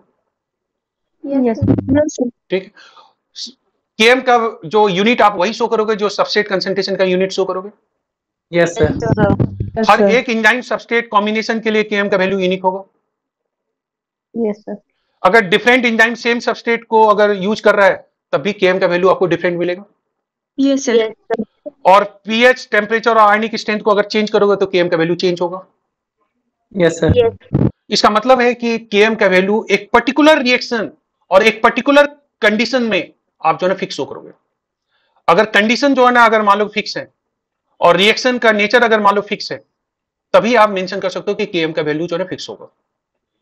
अगर मान लो रिएक्शन का नेचर फिक्स होने के बावजूद भी अगर आप इन्वायरमेंटल कंडीशन चेंज करोगे तो Km का वैल्यू चेंज होगा। यहां तक क्लियर है? Yes, Yes. sir. Yes, sir. देखो एक टर्म हम लोग यूज करते हैं डिसोसिएशन कांस्टेंट और Km एक कॉम्बिनेशन ऑफ रेट कांस्टेंट को रिप्रेजेंट कर रहा है। इसको मैं ऑलरेडी डिस्क्राइब कर चुका हूं। अब सपोज करो कि K2 का जो वैल्यू है वो K-1 के वैल्यू से काफी कम है। मैं इस पर्टिकुलर वैल्यू को इसके कंपैरिजन में काफी कम शो करूं तो मैं K2 को निग्लिजिबल मान सकता हूं। Yes, sir. Yes, sir. अगर मैं उस पर्टिकुलर कंडीशन में Km के वैल्यू को मेंशन करूं तो Km is equal to K-1 upon K1 Yes, sir. और इस रेशियो को आप डिस्क्राइब करते हो Ks के तौर पर यानी डिसोसिएशन कांस्टेंट के तौर पर डिस्क्राइब करते हो। यानी dissociation constant Michaelis Menten equation से ही आप डिराइव कर रहे हो। सॉरी, माइकलिस कांस्टेंट से ही आप डिसोसिएशन कांस्टेंट को डिराइव कर रहे हो क्योंकि माइकलिस कांस्टेंट को जब आप इक्वेशन के तौर पे मेंशन करते हो तो it is K-1 plus K2 upon K1। लेकिन अगर मैं एक सिनेरियो कंसीडर किया कि K2 का वैल्यू जो है K-1 के कंपैरिजन में काफी कम है तो मैं इस वैल्यू को इग्नोर कर सकता हूं। अगर मैं इस वैल्यू को इग्नोर किया तो Km becomes the ratio of K-1 upon K1 और इस रेशियो को कहा गया डिसोसिएशन कांस्टेंट या इसी को आप कहते हो Ks। तो Ks अगर आप मेंशन करोगे तो आपको हो सकता है कंफ्यूजन हो, तो बेटर है कि आप डिसोसिएशन कांस्टेंट मेंशन करो। और डिसोसिएशन कांस्टेंट को आप डिराइव कैसे करोगे तो माइकलिस कांस्टेंट का जो इक्वेशन है उसी से आप डिराइव करोगे। वहां आप K2 के वैल्यू को निग्लिजिबल मान लो तो रेशियो हो जाएगा K-1 अपॉन K1 और उस रेशियो को आप डिस्क्राइब करते हो डिसोसिएशन कांस्टेंट या Ks से आप उसको डिनोट करते हो। यहां तक क्लियर? Yes, sir. Yes. ये CSR नेट 2022 के पेपर से मैं कलेक्ट किया हूं और आपको करेक्ट स्टेटमेंट फाइंड आउट करना है। Now you find out the correct statement. A option. देखो पहले P ऑप्शन दिया हुआ है independent of enzyme concentration and substrate concentration, ये बिल्कुल करेक्ट है। आप एंजाइम के कंसंट्रेशन को जो है ना चेंज भी करोगे, सबस्ट्रेट कंसंट्रेशन को चेंज भी करोगे तो Km के वैल्यू पे कोई फर्क नहीं पड़ेगा। ठीक है, ये स्टेटमेंट तो करेक्ट। और इसके बारे में तो इंफॉर्मेशन आप सबों को ऑलरेडी है। ठीक, equal to the dissociation constant when enzyme substrate complex dissociate more rapidly than the product formation। ये सही है गलत? Yes, sir. सही है. Equal to the dissociation constant यानी आप इसके वैल्यू को निग्लिजिबल अगर मानते हो तो Km के वैल्यू को आप जो है ना Ks से डिनोट करते हो, अभी मेंशन किया था। Yes, sir. Yes, sir.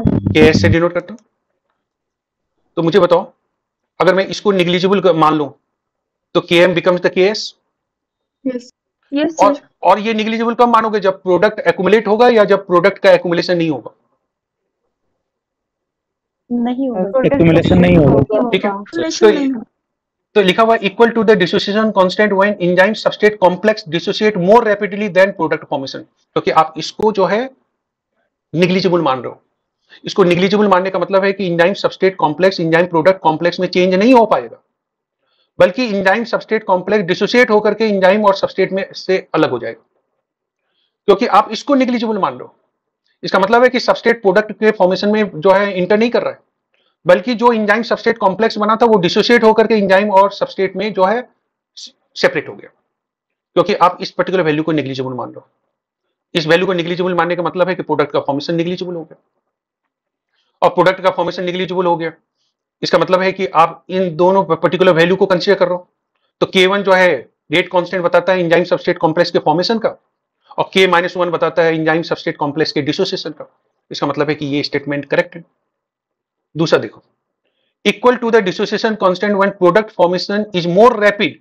अगर प्रोडक्ट फॉर्मेशन बहुत ज्यादा है तो इसका मतलब K2 का वैल्यू बहुत ज्यादा है, क्योंकि अगर K2 रेट कांस्टेंट है और इसका वैल्यू को अगर आप ज्यादा करोगे तो प्रोडक्ट फॉर्मेशन का रेट जो है ज्यादा होगा। लेकिन आप तो K2 को तो निग्लिजिबल मान रहे हो ना, तभी तो आप K-1 अपॉन K1 को आप जो है डिसोसिएशन कांस्टेंट के तौर पे डिस्क्राइब कर रहे हो। तो बताओ ये स्टेटमेंट करेक्ट है या incorrect? Incorrect. An intrinsic property of an enzyme does not depend on the pH, temperature, ionization। ये सही है गलत? गलत है सर। गलत है। ये पार्ट क्लियर है? Yes Yes. देखो, जब आप माइकलिस मेंटेन इक्वेशन के बारे में स्टडी करते हो तो वहां आप Vmax और Km के बारे में पढ़ते हो। तो Km को तो मैं ऑलरेडी एक्सप्लेन कर चुका हूं। अब Vmax का केस देखो। मुझे बताओ कि Vmax किन दो पैरामीटर पे डिपेंड करेगा? एक पैरामीटर जिस पे Vmax डिपेंड करेगा एंजाइम का कंसंट्रेशन, क्योंकि एंजाइम कंसंट्रेशन जितना ज्यादा होगा Vmax का वैल्यू उतना ही ज्यादा होगा। अगर मोर एंजाइम मॉलिक्यूल प्रेजेंट होंगे तो मोर सबस्ट्रेट जो है एंजाइम के साथ बाइंडिंग शो करेगा, मोर प्रोडक्ट का फॉर्मेशन होगा, यानी मोर Vmax के वैल्यू को शो करोगे। इसका मतलब है कि अगर मैं एंजाइम का कंसंट्रेशन को इंक्रीज करूंगा तो Vmax का वैल्यू इंक्रीज होगा। इसके अलावा the number of substrate molecule converted into the product by an enzyme molecule in unit time, वो एंजाइम के एक मॉलिक्यूल कितने सबस्ट्रेट के साथ कंबाइन करके यूनिट टाइम में कितने सबस्ट्रेट से कंबाइन करके उसको प्रोडक्ट में कन्वर्ट कर रहा है। अगर मान लो मैं दो एंजाइम मॉलिक्यूल शो कर रहा हूं, एक E1 शो कर रहा हूं, एक E2 शो कर रहा हूं 1 सेकेंड में या 1 मिनट में, और यहां भी मैं टाइम 1 मिनट ही शो कर रहा हूं। एंजाइम 1 भी 1 मिनट में और एंजाइम 2 भी 1 मिनट में।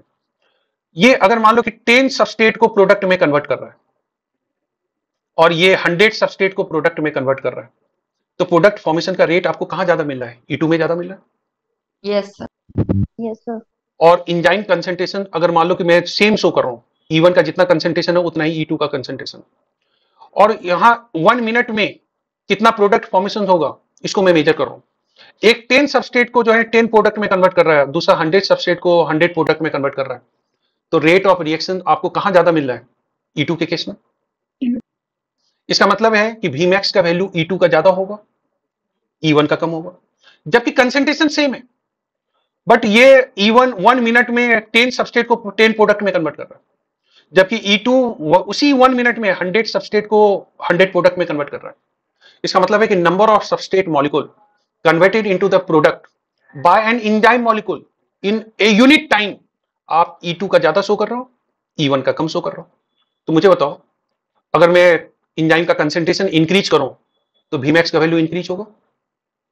Yes, sir. यस और सर। अगर मैं एंजाइम के कंसंट्रेशन को इंक्रीज ना करूं, बट अगर मान लो कि वो एक एंजाइम मॉलिक्यूल जो 1 मिनट में 10 सबस्ट्रेट को प्रोडक्ट में कन्वर्ट कर रहा है और दूसरा उसी 1 मिनट में 100 सबस्ट्रेट को प्रोडक्ट में कन्वर्ट कर रहा है, किसका जो है ना Vmax वैल्यू आप हायर शो करोगे? E2 का ज्यादा शो करोगे। तो Vmax के बारे में मैं बता सकता हूं कि ये दो पैरामीटर पे डिपेंड कर रहा है, टोटल एंजाइम का कंसंट्रेशन कितना है और यूनिट टाइम में कितने सबस्ट्रेट मॉलिक्यूल्स को एक एंजाइम प्रोडक्ट में कन्वर्ट कर रहा है। इन दोनों पे डिपेंड करेगा Vmax, यस या नो? Yes sir. मैं फिर से मेंशन कर रहा हूं, अगर आप एंजाइम के कंसंट्रेशन को बढ़ाओगे तो नंबर ऑफ एंजाइम मॉलिक्यूल्स अगर बढ़ेगा तो ज्यादा नंबर ऑफ सबस्ट्रेट के साथ कंबाइन करेगा, ज्यादा नंबर ऑफ प्रोडक्ट को जो है फॉर्म करेगा, और जितना ज्यादा प्रोडक्ट के फॉर्मेशन का रेट होगा उतना ज्यादा जो है Vmax का वैल्यू होगा। This is one case.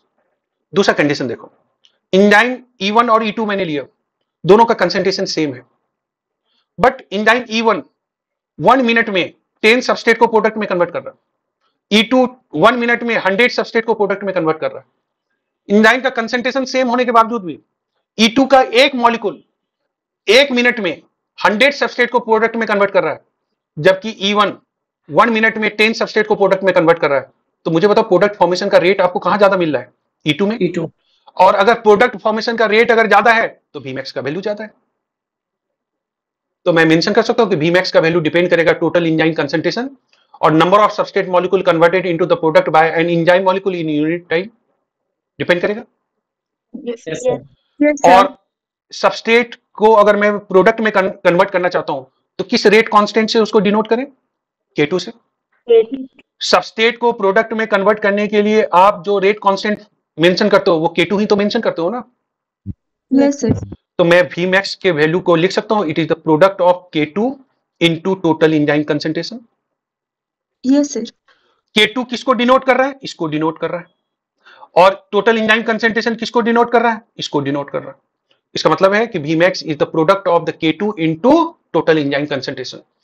अगर आप एंजाइम कंसंट्रेशन को इंक्रीज करोगे तो Vmax का वैल्यू इंक्रीज होगा, और अगर आपने एंजाइम के कंसंट्रेशन को इंक्रीज नहीं किया बट K2 के वैल्यू को इंक्रीज किया, और K2 क्या है? Rate constant for the formation of the product. तो K2 के वैल्यू को अगर आप इंक्रीज करोगे तो इस कंडीशन में भी Vmax का वैल्यू इंक्रीज होगा, यानी Vmax is the product of K2 into total enzyme concentration. यहां तक क्लियर? Yes, sir. सर अच्छा, लास्ट लेक्चर के दौरान किसी ने मेंशन किया था टर्नओवर नंबर या कैटालिटिक कांस्टेंट, ठीक है? अब इसको ऐसे सोचो, एक एंजाइम मॉलिक्यूल यूनिट टाइम में, अब यूनिट टाइम 1 मिनट भी ले सकते हो, 1 सेकंड भी ले सकते हो, 1 आवर भी ले सकते हो, ये आप पे डिपेंड करता है। 1 एंजाइम मॉलिक्यूल यूनिट टाइम में कितने सबस्ट्रेट को प्रोडक्ट में कन्वर्ट कर रहा है, आप उसको कहते हो टर्नओवर नंबर या catalytic constant. The number of substrate molecule converted into product by an enzyme molecule in unit time, उसको आप डिस्क्राइब क्या करते हो? कैटालिटिक कांस्टेंट या टर्नओवर नंबर। अब प्रीवियस स्लाइड पर आओ, ये उसी बात को तो बता रहा है ना। Yes, sir. तो मैं ऐसा लिख सकता हूं Vmax depend on total enzyme concentration and turnover number, क्योंकि ये जो मैं सेंटेंस लिखा हूं ये तो टर्नओवर नंबर को ही तो रिप्रेजेंट कर रहा है, क्योंकि टर्नओवर sir. नंबर क्या है, यानी कैटालिटिक कांस्टेंट क्या है कि एक एंजाइम मॉलिक्यूल यूनिट टाइम में कितने सबस्ट्रेट को प्रोडक्ट में कन्वर्ट कर रहा है, that is the turnover number या कैटालिटिक कांस्टेंट। तो मैं इस स्टेटमेंट को जो यहां मेंशन किया हूं कि number of substrate molecule converted into the product by an enzyme molecule in unit time, जिसको मैं K2 से डिनोट किया हूं, इसको मैं मेंशन कर सकता हूं कैटालिटिक कांस्टेंट या turnover number. Yes, sir. Yes, sir. तो मुझे बताओ, मैं इस K2 को अगर कैटालिटिक कांस्टेंट या टर्नओवर नंबर मेंशन करूं तो करेक्ट होगा या इनकरेक्ट होगा? Correct होगा, sir. करेक्ट होगा, करेक्ट होगा। अब आप देखो कि कैटालिटिक कांस्टेंट या टर्नओवर नंबर का मैथमेटिकल एक्सप्रेशन क्या शो करते हैं। मैथमेटिकल एक्सप्रेशन शो कर रहा हूं, Vmax इक्वल टू K2 और टोटल एंजाइम कंसंट्रेशन। K2 क्या है? प्रोडक्ट के फॉर्मेशन के रेट कांस्टेंट को रिप्रेजेंट कर रहा है, जिसको मैं मेंशन कर सकता हूं कैटालिटिक कांस्टेंट या टर्नओवर नंबर। Yes, sir. तो अगर मुझे टर्नओवर नंबर का अगर इक्वेशन लिखना है तो K2 is equal to catalytic constant या टर्नओवर नंबर, इसी को आप कहते हो टर्नओवर नंबर भी और इसी को आप कहते हो कैटालिटिक कांस्टेंट भी, Vmax upon total enzyme concentration. सही है गलत? सही है। तो इस इक्वेशन में जो रेट कांस्टेंट K2 है वो बेसिकली क्या है? वो कैटालिटिक कांस्टेंट है, जिसको आप टर्नओवर नंबर के तौर पर डिस्क्राइब करते हो, जिसको K कैट से आप रिप्रेजेंट करते हो। और आपको अगर मालूम है कि K cat is equal to K2 तो आप बता सकते हो कि K कैट का वैल्यू क्या होगा? Vmax upon total enzyme concentration. यहां तक क्लियर है? Yes, sir. Yes, sir. तो मुझे बताओ Vmax का वैल्यू कौन से दो पैरामीटर पे डिपेंड करेगा? एक तो टोटल एंजाइम कंसंट्रेशन पे डिपेंड करेगा और दूसरा किस पे डिपेंड करेगा? Turnover number. Turnover number. Turnover number को मैं K2 लिख सकता हूं, Yes, sir. Yes, yes, sir. मैं उसको K कैट लिख सकता हूं।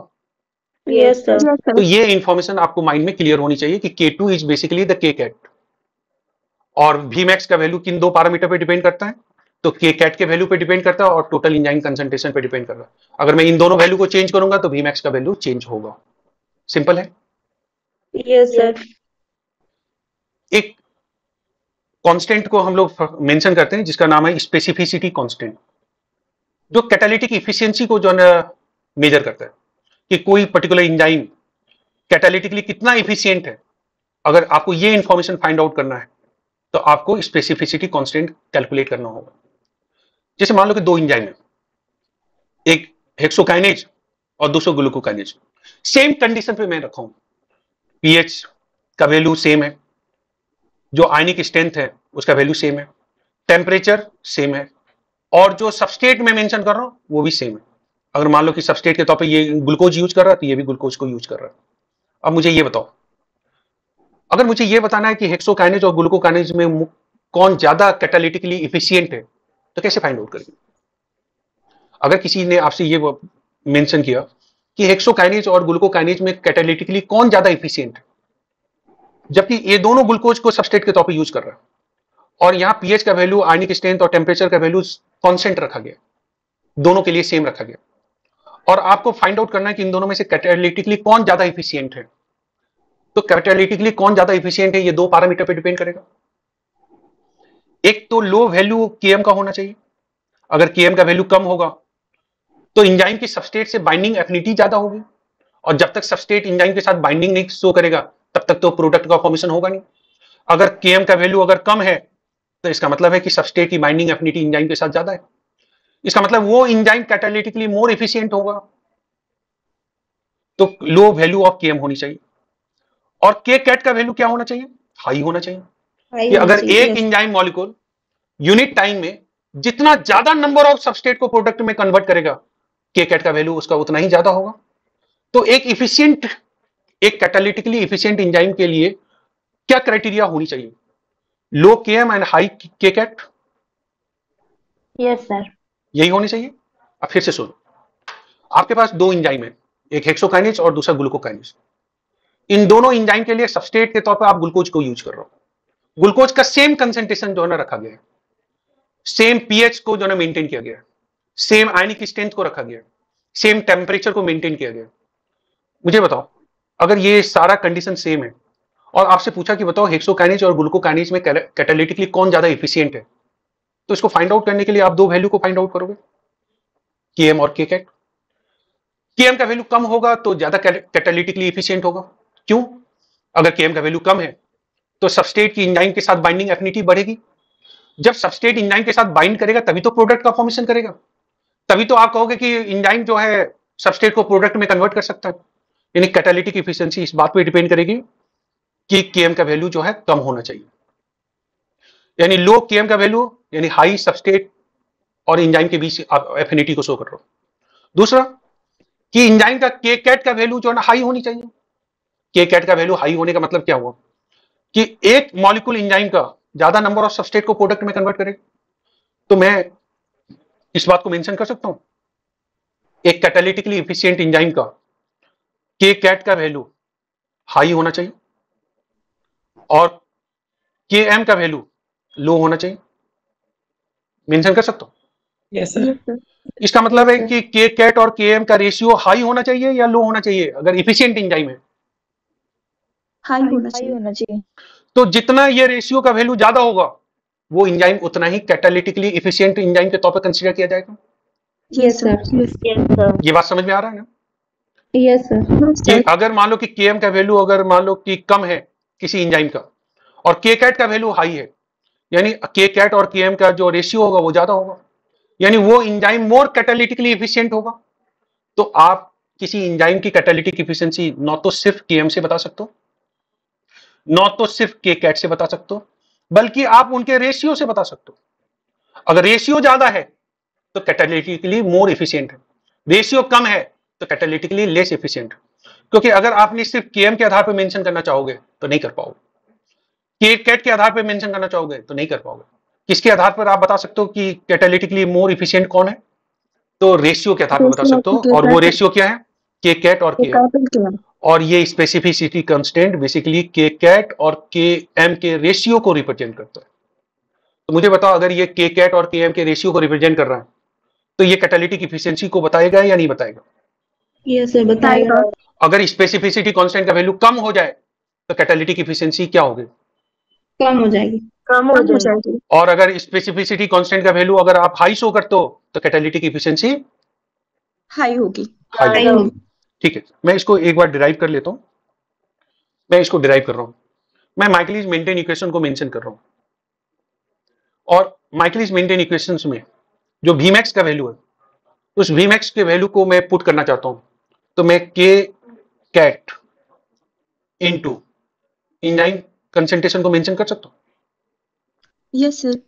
ठीक है, तो मैं ऐसा करता हूँ, मैं Vmax की जगह लिख देता हूँ एंजाइम कंसंट्रेशन इनटू के कैट, मेंशन कर दिया, और सबस्ट्रेट कंसंट्रेशन तो आप यहां देख ही रहे हो, upon Km plus substrate concentration, mention कर दिया। Yes sir. ठीक है, अब Yes, sir. सपोज करो कि सबस्ट्रेट कंसंट्रेशन काफी कम है, तो सबस्ट्रेट कंसंट्रेशन काफी कम है तो मैं इसको निग्लिजिबल मान लूं। Yes, sir. Yes sir. ठीक, इसको निग्लिजिबल मान लिया। अब मैं अरेंज कर रहा हूं इक्वेशन को, तो मैं लिख सकता हूं K cat upon Km is total enzyme concentration into substrate concentration, yes sir. लिख सकता हूं। Yes sir. Yes sir. Yes, sir. तो मैं इसको लिखा हूं इस पर्टिकुलर, और इसी को आप क्या करते हो, स्पेसिफिसिटी कांस्टेंट, ये कहते हो। तो अगर के कैट का वैल्यू ज्यादा होगा, केएम का वैल्यू कम होगा, तो रेशियो ज्यादा होगा, यानी स्पेसिफिसिटी कांस्टेंट का वैल्यू जो है ज्यादा होगा, यानी आप एंजाइम्स की कैटालिटिक इफिशिएंसी ज्यादा शो करोगे। और इस इंफॉर्मेशन पर बेस्ड काफी क्वेश्चन पूछे गए, और मुझे लगता है कि आप कैटालिटिकली कौन एंजाइम ज्यादा इफिशिएंट है, कौन कम इफिशिएंट है, इसको अगर फाइंड आउट करते हो तो आप देखो कि वहां के कैट का वैल्यू कितना दिया होगा और केएम का वैल्यू कितना दिया होगा, और उन दोनों का रेशियो कैलकुलेट करो। अगर रेशियो आपको जो है हायर मिल रहा है तो वो ज्यादा कैटालिटिकली इफिशिएंट है, और रेशियो अगर कम मिल रहा है तो वो कैटालिटिकली लेस एफिशिएंट कंडीशन शो कर रहा है। मूव करो। Yes Yes. सर। आप माइकलिस मेंटेन इक्वेशन के आधार पर जो ग्राफ प्लॉट करते हो, उस ग्राफ का नेचर हाइपरबोलिक होता है, जिसको लिखा जाता है रेक्टेंगुलर हाइपरबोला या सिंपली हाइपरबोलिक। और यहां मैं एक हाइपरबोलिक ग्राफ को शो किया हूं, ये माइकलिस मेंटेन इक्वेशन पर बेस्ड है। और माइकलिस मेंटेन इक्वेशन पर अगर ये ग्राफ बेस्ड है तो Vmax का वैल्यू आप एग्जैक्ट वैल्यू ऑफ Vmax आप फाइंड आउट नहीं कर सकते, क्योंकि ये पर्टिकुलर जो है वैल्यू इन्फिनाइट पर जाकर के जो है मीट करेगा। इसका मतलब है कि आप एग्जैक्ट वैल्यू Vmax का फाइंड आउट नहीं कर सकते। मुझे बताओ, अगर एग्जैक्ट वैल्यू Vmax का नहीं फाइंड आउट कर सकते हो तो हाफ ऑफ द Vmax की वैल्यू एग्जैक्ट फाइंड आउट कर सकते हो? No sir. जब Vmax ही आपको एक्यूरेटली नहीं मालूम है तो हाफ ऑफ द Vmax कैसे कैलकुलेट करोगे? अच्छा, अगर हाफ ऑफ द Vmax अगर एक्यूरेटली नहीं मालूम है तो Km का वैल्यू एक्यूरेटली फाइंड आउट कर सकते हो? No sir. नहीं कर सकते हो ना। यही डिमेरिट है माइकलिस मेंटेन इक्वेशंस के द्वारा जब आप हाइपरबोलिक ग्राफ को प्लॉट करते हो, कि ना तो आप एग्जैक्ट वैल्यू Vmax का फाइंड आउट कर सकते हो, ना ही हाफ ऑफ द Vmax का वैल्यू आप एग्जैक्टली फाइंड आउट कर पाओगे, ना ही Km का वैल्यू आप एग्जैक्टली फाइंड आउट कर पाओगे। अब अगर मुझे एग्जैक्ट वैल्यू Vmax का फाइंड आउट करना है और एग्जैक्ट वैल्यू Km का फाइंड आउट करना है, तो मुझे इस पर्टिकुलर ग्राफ को स्ट्रेट लाइन ग्राफ में चेंज करना होगा। अब स्ट्रेट लाइन ग्राफ में कैसे चेंज करेंगे? अब जैसे मान लो कि मैं इस तरह से ग्राफ में अगर चेंज कर रहा हूं तो मैं कहूंगा कि ग्राफ का नेचर अब स्ट्रेट लाइन है। लेकिन इस स्ट्रेट लाइन ग्राफ में अगर मैं इसको चेंज करता हूं, यानी हाइपरबोलिक ग्राफ को अगर मैं स्ट्रेट लाइन ग्राफ में चेंज कर रहा हूं, तो मुझे इक्वेशन में बदलाव लानी होगी, क्योंकि जो इक्वेशन आप इस पर्टिकुलर ग्राफ के लिए फॉलो कर रहे हो वो हाइपरबोलिक ग्राफ का इक्वेशन है, तो ऑब्वियसली आपको हाइपरबोलिक ग्राफ का जो है नेचर है यहां मिलेगा। और इसकी डिमेरिट क्या है कि ना तो एग्जैक्ट Vmax आप फाइंड आउट कर सकते हो, ना ही एग्जैक्ट आप Km का वैल्यू फाइंड आउट कर सकते हो। तो मैं चाहता हूं एग्जैक्ट वैल्यू Vmax का और Km का फाइंड आउट हो, तो उसके लिए मुझे स्ट्रेट लाइन ग्राफ जो है प्लॉट करना होगा। स्ट्रेट लाइन ग्राफ प्लॉट करने के लिए हमें इक्वेशन में बदलाव लानी होंगे, और आप इक्वेशन में बदलाव ला करके जब आप 1/V0 और 1/ सबस्ट्रेट कंसंट्रेशन के बीच ग्राफ प्लॉट करते हो तो आपको ग्राफ का नीचे स्ट्रेट लाइन मिलता है, जिसको कहा गया लाइन वीवर बर्ग प्लॉट। अब आपको यह पता चल गया होगा कि लाइन वीवर बर्ग प्लॉट की आवश्यकता क्यों पड़ रही, क्योंकि आप हाइपरबोलिक ग्राफ के आधार पर Vmax का एग्जैक्ट वैल्यू फाइंड आउट नहीं कर पा रहे हो, तो Km का वैल्यू फाइंड आउट नहीं कर पा रहे हो। तो ऐसे कंडीशन में अगर मुझे एग्जैक्ट वैल्यू फाइंड आउट करना है तो हाइपरबोलिक ग्राफ को हमें स्ट्रेट लाइन ग्राफ में चेंज करना होगा। उसके लिए माइकलिस मेंटेन इक्वेशन को हमें जो है ना रीअरेंज करना होगा, उसमें बदलाव लाने होंगे। और उसके बाद अगर मैं 1/V0 और 1/S के बीच अगर ग्राफ प्लॉट करता हूं तो ग्राफ का नेचर हमें स्ट्रेट लाइन मिलता है, जिसको लाइन वीवर बर्ग प्लॉट के तौर पर आप उसको डिस्क्राइब करते हो, या आप इसको डबल रेसिप्रोकल प्लॉट कहते हो, क्योंकि आप यहां V0 का रेसिप्रोकल आपने लिया 1/V0, सबस्ट्रेट कंसंट्रेशन का रेसिप्रोकल आपने लिया 1/ सबस्ट्रेट कंसंट्रेशन, यानी आप दो रेसिप्रोकल के बीच ग्राफ प्लॉट कर रहे हो, इसीलिए इसको कहा गया डबल रेसिप्रोकल प्लॉट, जिसको लाइन वीवर बर्ग प्लॉट के तौर पर डिस्क्राइब कर रहा हूं, उसी को आप डबल रेसिप्रोकल प्लॉट के तौर पे भी डिस्क्राइब करते हो, क्योंकि रेसिप्रोकल ऑफ वी नॉट और रेसिप्रोकल ऑफ सबस्ट्रेट कंसंट्रेशन, इनके बीच आप ग्राफ को प्लॉट कर रहे हो। ये पार्ट क्लियर है? Yes, sir. तो मुझे ग्राफ का नेचर स्ट्रेट लाइन चाहिए, तो इक्वेशन को चेंज करना पड़ेगा। Yes, equation sir. को चेंज, Yes, sir. चलो हम लोग इक्वेशन को चेंज करके देखते हैं। लाइन वीवर बर्ग प्लॉट स्ट्रेट लाइन ग्राफ को शो करता है। अब उस स्ट्रेट लाइन ग्राफ के लिए हमें दो रेसिप्रोकल के बीच ग्राफ प्लॉट करना होता है। तो मैं अगर इनका रेसिप्रोकल ले लूं तो ये 1/v0 मेंशन कर सकता हूं, और इसको Km plus substrate Yes, sir. Concentration Mm. Upon Vmax into substrate concentration लिख सकते हैं। Yes, sir. ठीक, अब मैं इसको और रीअरेंज कर रहा हूं। 1/v0 equal to Km upon Vmax into substrate concentration plus substrate concentration Vmax into substrate concentration लिख सकता हूं? Yes, sir. लिख सकता हूं ना? Yes, sir. अब मुझे बताओ, मैं इन दोनों को कैंसिल कर सकता हूं? Yes, sir. Yes, sir. तो मेरे पास अब ये जो फाइनल इक्वेशन का फॉर्म मिल रहा है वो Km अपॉन Vmax, इसको मैं ऐसे लिख सकता हूं 1 upon substrate concentration Yes, sir. Yes, sir. Plus 1 upon Vmax लिख सकता हूं? 1 upon V Yes, max. sir. लिख सकता हूं। अब ये पर्टिकुलर जो इक्वेशन मैं शो किया हूं, ये स्ट्रेट लाइन ग्राफ का इक्वेशन है। इसका मतलब है कि इस इक्वेशन के आधार पर जब मैं ग्राफ प्लॉट करूंगा तो वो स्ट्रेट लाइन ग्राफ को जो है रिप्रेजेंट करेगा, जिसको आप लाइन वीवर बर्ग प्लॉट के तौर पर डिस्क्राइब करते हो। तो इक्वेशन के नेचर में आपने बदलाव लाया या नहीं लाया? Yes, sir. Yes, sir. और आप ग्राफ प्लॉट करोगे किसके बीच? 1/v0 और 1 upon substrate concentration. Substrate concentration. तो दो रेसिप्रोकल के बीच ग्राफ प्लॉट करोगे तो आप इसको मेंशन कर सकते हो double reciprocal plot. Yes, Yes, sir. sir. ठीक, अब आगे चलते हैं। अब देखते हैं प्लॉट का नेचर कैसा होगा। इस डबल रेसिप्रोकल प्लॉट का इक्वेशन को जो मैं यहाँ मेंशन किया हूँ, इसके बारे में मैं ऑलरेडी पॉइंट आउट कर चुका हूँ कि ये स्ट्रेट लाइन ग्राफ का इक्वेशन है, क्योंकि जो माइकलिज मेंटेन इक्वेशन होता है वो हाइपरबोलिक ग्राफ का इक्वेशन होता है, इसलिए ग्राफ का नेचर आपको हाइपरबोलिक मिलता है। और यहाँ जो इक्वेशन मैं शो कर रहा हूँ ये माइकलिज, ये स्ट्रेट लाइन ग्राफ का इक्वेशन है, तो ग्राफ का नेचर आपको जो स्ट्रेट लाइन मिलेगा। अब स्ट्रेट लाइन ग्राफ का इक्वेशन है, तो स्ट्रेट लाइन ग्राफ का इक्वेशन को आप कैसे लिखते हो? y equal to m into x plus c, ऐसे लिखते हो ना? Yes, sir. जब आप स्ट्रेट लाइन ग्राफ के इक्वेशन को लिखते हो तो ये पर्टिकुलर इंफॉर्मेशन मेंशन करते हो ना, mx प्लस सी। ठीक, m क्या है? कांस्टेंट है जिसको स्लोप कहते हैं। c क्या है? इंटरसेप्ट है जिसको y इंटरसेप्ट के तौर पर डिस्क्राइब करते हैं, ये भी कांस्टेंट है। मेरी बात सुनना ध्यान से, c इज ए कांस्टेंट और ये y इंटरसेप्ट को रिप्रेजेंट कर रहा है। x वेरिएबल है, m कांस्टेंट है जो स्लोप को रिप्रेजेंट कर रहा है, और y वेरिएबल है। आपको कि वेरिएबल कैसे है भाई? v0 का वैल्यू तो चेंज होता है, तो 1/v0 का वैल्यू भी चेंज होगा। सबस्ट्रेट कंसंट्रेशन आप चेंज कर रहे हो तो 1 अपॉन सबस्ट्रेट कंसंट्रेशन भी चेंज होगा, यानी y का वैल्यू और x का वैल्यू चेंज होगा, वेरिएबल है। Km अपॉन Vmax कांस्टेंट है, ये वैल्यू जो है एक पर्टिकुलर सेट ऑफ रिएक्शन के दौरान आप फिक्स हो करते हो। इसका मतलब ये कांस्टेंट को रिप्रेजेंट कर रहा है जिसको आप स्लोप के तौर पर डिस्क्राइब करते हो, और ये y इंटरसेप्ट को रिप्रेजेंट कर रहा है जिसको आप जो है कांस्टेंट के तौर पर कंसीडर करते हो, जिसको मैं लिखा हूं 1/Vmax। यहां तक क्लियर है? अब मैं ग्राफ प्लॉट Yes. कर रहा हूं। Yes, sir. सबस्ट्रेट का एक्स एक्सिस पर मैं सबस्ट्रेट कंसंट्रेशन का रेसिप्रोकल लिया हूं, और वाई एक्सिस पर वेलोसिटी का रेसिप्रोकल लिया हूं। ग्राफ स्ट्रेट लाइन शो करेंगे क्योंकि स्ट्रेट लाइन ग्राफ के इक्वेशन पर ये ग्राफ बेस्ड है, और ये स्लोप को रिप्रेजेंट कर रहा है, that is the Km upon Vmax। Y axis पर जहां ये मीट कर रहा है उसको वाई इंटरसेप्ट के तौर पे शो करेंगे, और वाई इंटरसेप्ट के तौर पे शो करेंगे तो इसका मतलब है कि ये सी को रिप्रेजेंट कर रहा है,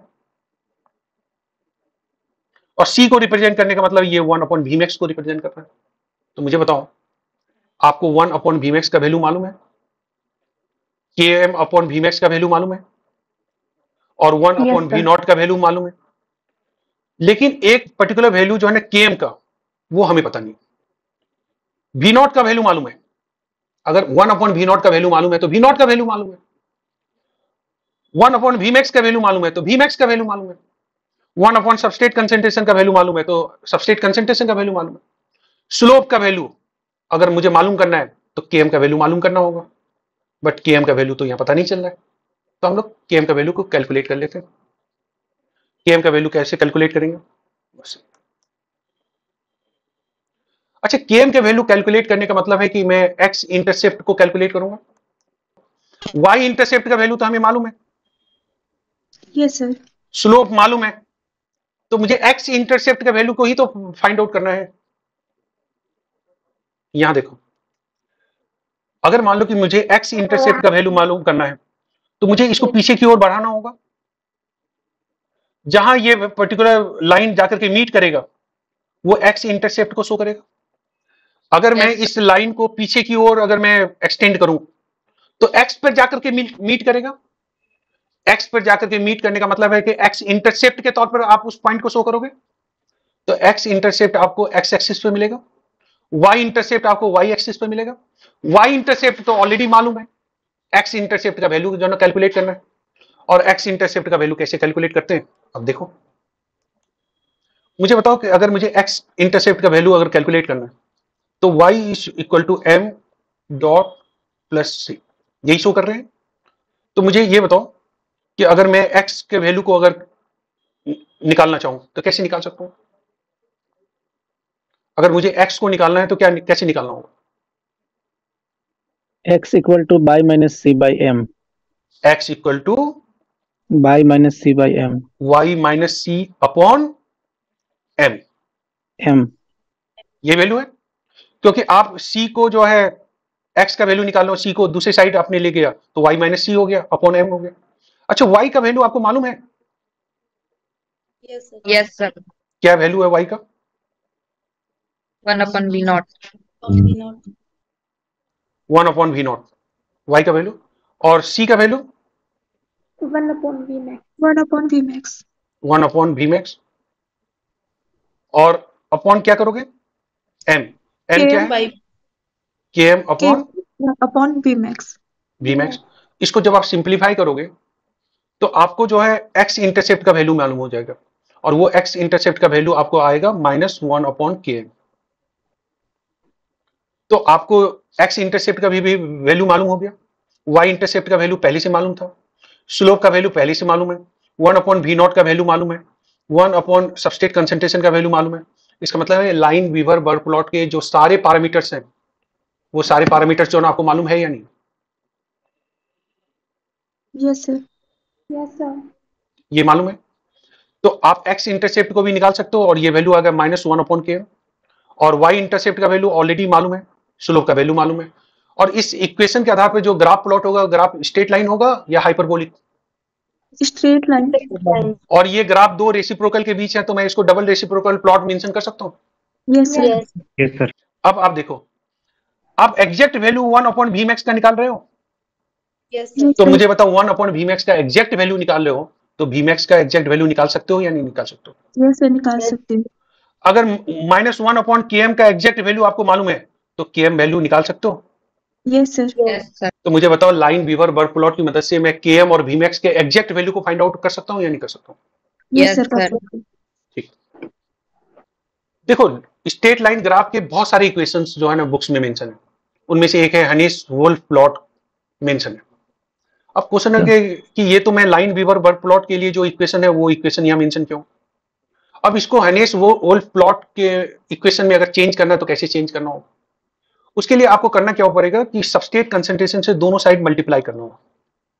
इधर भी सबस्ट्रेट कंसंट्रेशन से मल्टीप्लाई करो और इक्वल टू के इधर भी सबस्ट्रेट कंसंट्रेशन से मल्टीप्लाई करो। जब आप सबस्ट्रेट कंसंट्रेशन से मल्टीप्लाई करोगे तो मल्टीप्लिकेशन के बाद जो फाइनल इक्वेशन का फॉर्म आएगा वो यहाँ आएगा। मैं उसको डिराइव नहीं कर रहा हूँ, जैसे लाइन वीवर बर्ग प्लॉट को मैंने डिराइव किया था उसी पर्टिकुलर मैनर में आप इसको भी डिराइव कर सकते हो, बट उसके लिए जो लाइन वीवर बर्ग प्लॉट का जो इक्वेशन है उसको आप सबस्ट्रेट कंसंट्रेशन से दोनों साइड मल्टीप्लाई करो। देखो इधर भी मल्टीप्लाई किया गया और इधर भी मल्टीप्लाई किया गया, उसके बाद उसको रीअरेंज किया गया। रीअरेंज करने के बाद जो इक्वेशन का फॉर्म डेवलप हुआ वो इक्वेशन का ये फॉर्म डेवलप हुआ। अब इस इक्वेशन के आधार पे मैं ग्राफ प्लॉट कर रहा हूं, तो पहली बात है कि ये जो इक्वेशन मैं शो कर रहा हूं क्या ये स्ट्रेट लाइन ग्राफ का इक्वेशन है? हाँ, यस सर। क्योंकि ये y को रिप्रेजेंट कर रहा है और ये किसको रिप्रेजेंट कर रहा है? 1 अपॉन वी मैक्स एम को रिप्रेजेंट कर रहा है, यानी स्लोप को रिप्रेजेंट कर रहा है, इनटू सबस्ट्रेट कंसंट्रेशन एक्स को रिप्रेजेंट कर रहा है। एक्स को सबस्ट्रेट कंसंट्रेशन ये वेरिएबल है, ये एक्स को रिप्रेजेंट करेगा, और plus K M upon V max Y intercept को रिप्रेजेंट कर रहा है, यानी सी को रिप्रेजेंट कर रहा है। तो ये बात समझ में आ गई कि वाई इंटरसेप्ट को कौन रिप्रेजेंट कर रहा है, एक्स को कौन रिप्रेजेंट कर रहा है, एम यानी स्लोप को कौन रिप्रेजेंट कर रहा है, और वाई को कौन रिप्रेजेंट कर रहा है। तो आप मुझे बताओ वाई और एक्स के बीच जो मैं ग्राफ प्लॉट करूंगा वो स्ट्रेट लाइन होगा या हाइपरबोलिक होगा? Straight line. स्ट्रेट लाइन होगा। तो मैं इस पर्टिकुलर जो है इक्वेशन के आधार पर ग्राफ प्लॉट किया।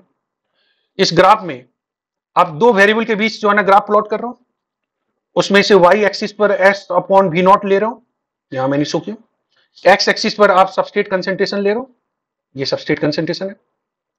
ग्राफ प्लॉट किया, स्लोप का वैल्यू है 1 अपॉन वी मैक्स, इसका मतलब है ये जो स्लोप है इसका वैल्यू है 1 अपॉन वी मैक्स।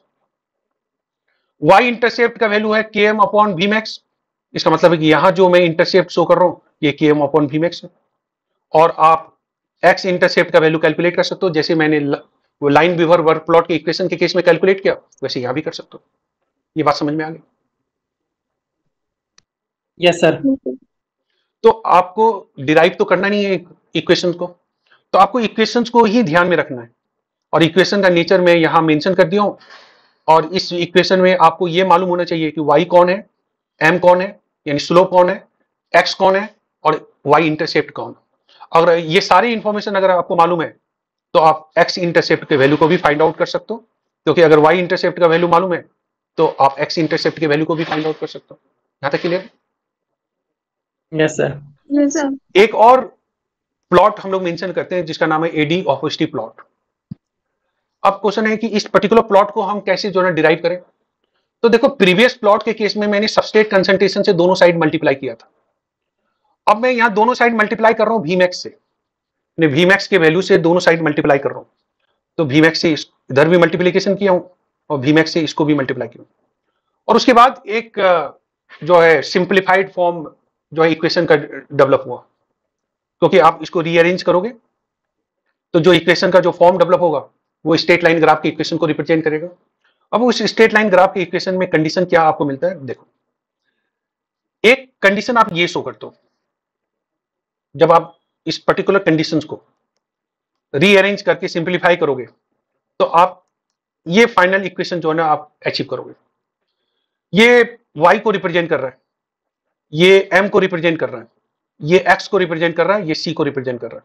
c का मतलब है y इंटरसेप्ट को रिप्रेजेंट कर रहा है, और ये किसको रिप्रेजेंट कर रहा है, स्लोप को रिप्रेजेंट कर रहा है। इसका मतलब माइनस के एम स्लोप है, v not upon s x को रिप्रेजेंट कर रहा है यानी वेरिएबल है, v नॉट y को रिप्रेजेंट कर रहा है वेरिएबल है, v मैक्स किसको रिप्रेजेंट कर रहा है, इंटरसेप्ट को। कौन सा इंटरसेप्ट, y इंटरसेप्ट को रिप्रेजेंट कर रहा है। अब मुझे बताओ मैं इसके आधार पर ग्राफ प्लॉट अगर करूं तो y एक्सिस पर मैंने v नॉट लिया, x एक्सिस पर v not upon substrate concentration लिया, यही लूंगा। v नॉट का जो मैक्सिमम वैल्यू होगा वो v मैक्स कहलाएगा, यस या no? Yes sir. Yes, sir. तो उसको मैं y इंटरसेप्ट के तौर पे शो कर सकता हूं। Yes, sir. इस पर्टिकुलर पॉइंट को मैं y इंटरसेप्ट के तौर पे शो करूंगा, और y इंटरसेप्ट का वैल्यू कितना है, v मैक्स। जो स्लोप है उसको माइनस के एम से रिप्रेजेंट करेंगे, और सबस्ट्रेट और ये पर्टिकुलर वैल्यू क्या है, x इंटरसेप्ट। x इंटरसेप्ट आप निकाल सकते हो अगर y इंटरसेप्ट आपको मालूम है, x का वैल्यू मालूम है, सॉरी y अगर c का वैल्यू मालूम है, m का वैल्यू मालूम है, y का वैल्यू मालूम है, तो x का वैल्यू निकाल सकते हो। तो ये आप मुझे बताओ ये पॉइंट क्या बताता है, x इंटरसेप्ट या y इंटरसेप्ट? X intercept. ये पर्टिकुलर पॉइंट क्या बताता है, y इंटरसेप्ट। Y intercept. ये y इंटरसेप्ट, और ये किसको रिप्रेजेंट कर रहा है, Slope. स्लोप को। और आप ग्राफ किन दो वेरिएबल के बीच प्लॉट कर रहे हो, v नॉट और v नॉट अपॉन s के, Substrate concentration. ठीक है। लेकिन इस ग्राफ का एक अल्टरनेटिव कंडीशन भी है, मैं इस इक्वेशन को इस वे में भी लिख सकता हूं, अल्टरनेटिव फॉर्म में भी लिख सकता हूं। अल्टरनेटिव फॉर्म में क्या होगा, यहां y इंटरसेप्ट का जो y का जो वैल्यू है v नॉट है, यहां y का value v not upon s। यहां माइनस के एम जो है स्लोप को रिप्रेजेंट कर रहा है, यहां -1 अपॉन km स्लोप को रिप्रेजेंट कर रहा है, यहां v नॉट x को रिप्रेजेंट कर रहा है, जबकि यहां v नॉट y को रिप्रेजेंट कर रहा था, और y इंटरसेप्ट जिसको c कहते हैं v max अपॉन km है, जबकि यहां सिंपली v max है। अब बताओ इन दोनों कंडीशन में ग्राफ का नेचर में थोड़ा तो फर्क आएगा। ये y एक्सिस है, इसमें मैं v not upon substrate concentration use करूंगा। ये x एक्सिस है, यहां मैं v नॉट को मेंशन करूंगा, और y इंटरसेप्ट का वैल्यू कितना होगा, तो y इंटरसेप्ट का वैल्यू c होगा, और ये c का वैल्यू है v max upon km। x intercept का वैल्यू कितना होगा, तो x इंटरसेप्ट का वैल्यू आप कैलकुलेट कर सकते हो, ये वैल्यू आता है v max, और स्लोप क्या होगा -1 अपॉन km। अब देखो क्या फर्क है, सिर्फ इक्वेशन को रीअरेंज आपने डिफरेंट वे में किया, आपको यहां स्लोप -km मिल रहा है, यहां -1 अपॉन km मिल रहा है। यहां x में वेरिएबल के तौर पर v नॉट यूज करो, यहां v not upon substrate concentration use करो। यहां आपको x इंटरसेप्ट का value v max upon km मिल रहा है, यहां आपको सिंपली v max मिल रहा है। y इंटरसेप्ट का वैल्यू आपको यहां v max अपॉन km मिल रहा है, यहां सिंपली v max मिल रहा है। तो कभी कभी इक्वेशन इस फॉर्म में भी पूछा गया है और कभी इस फॉर्म में भी पूछा गया है, दोनों फॉर्म सही है, दोनों स्ट्रेट लाइन ग्राफ के इक्वेशन को रिप्रेजेंट कर रहा है, दोनों एडी हॉफस्टी प्लॉट को ही रिप्रेजेंट कर रहा है। बस फर्क ये है कि रीअरेंजमेंट के दौरान आप x और y को क्या कंसीडर करते हो, ये आप पे डिपेंड कर रहा है।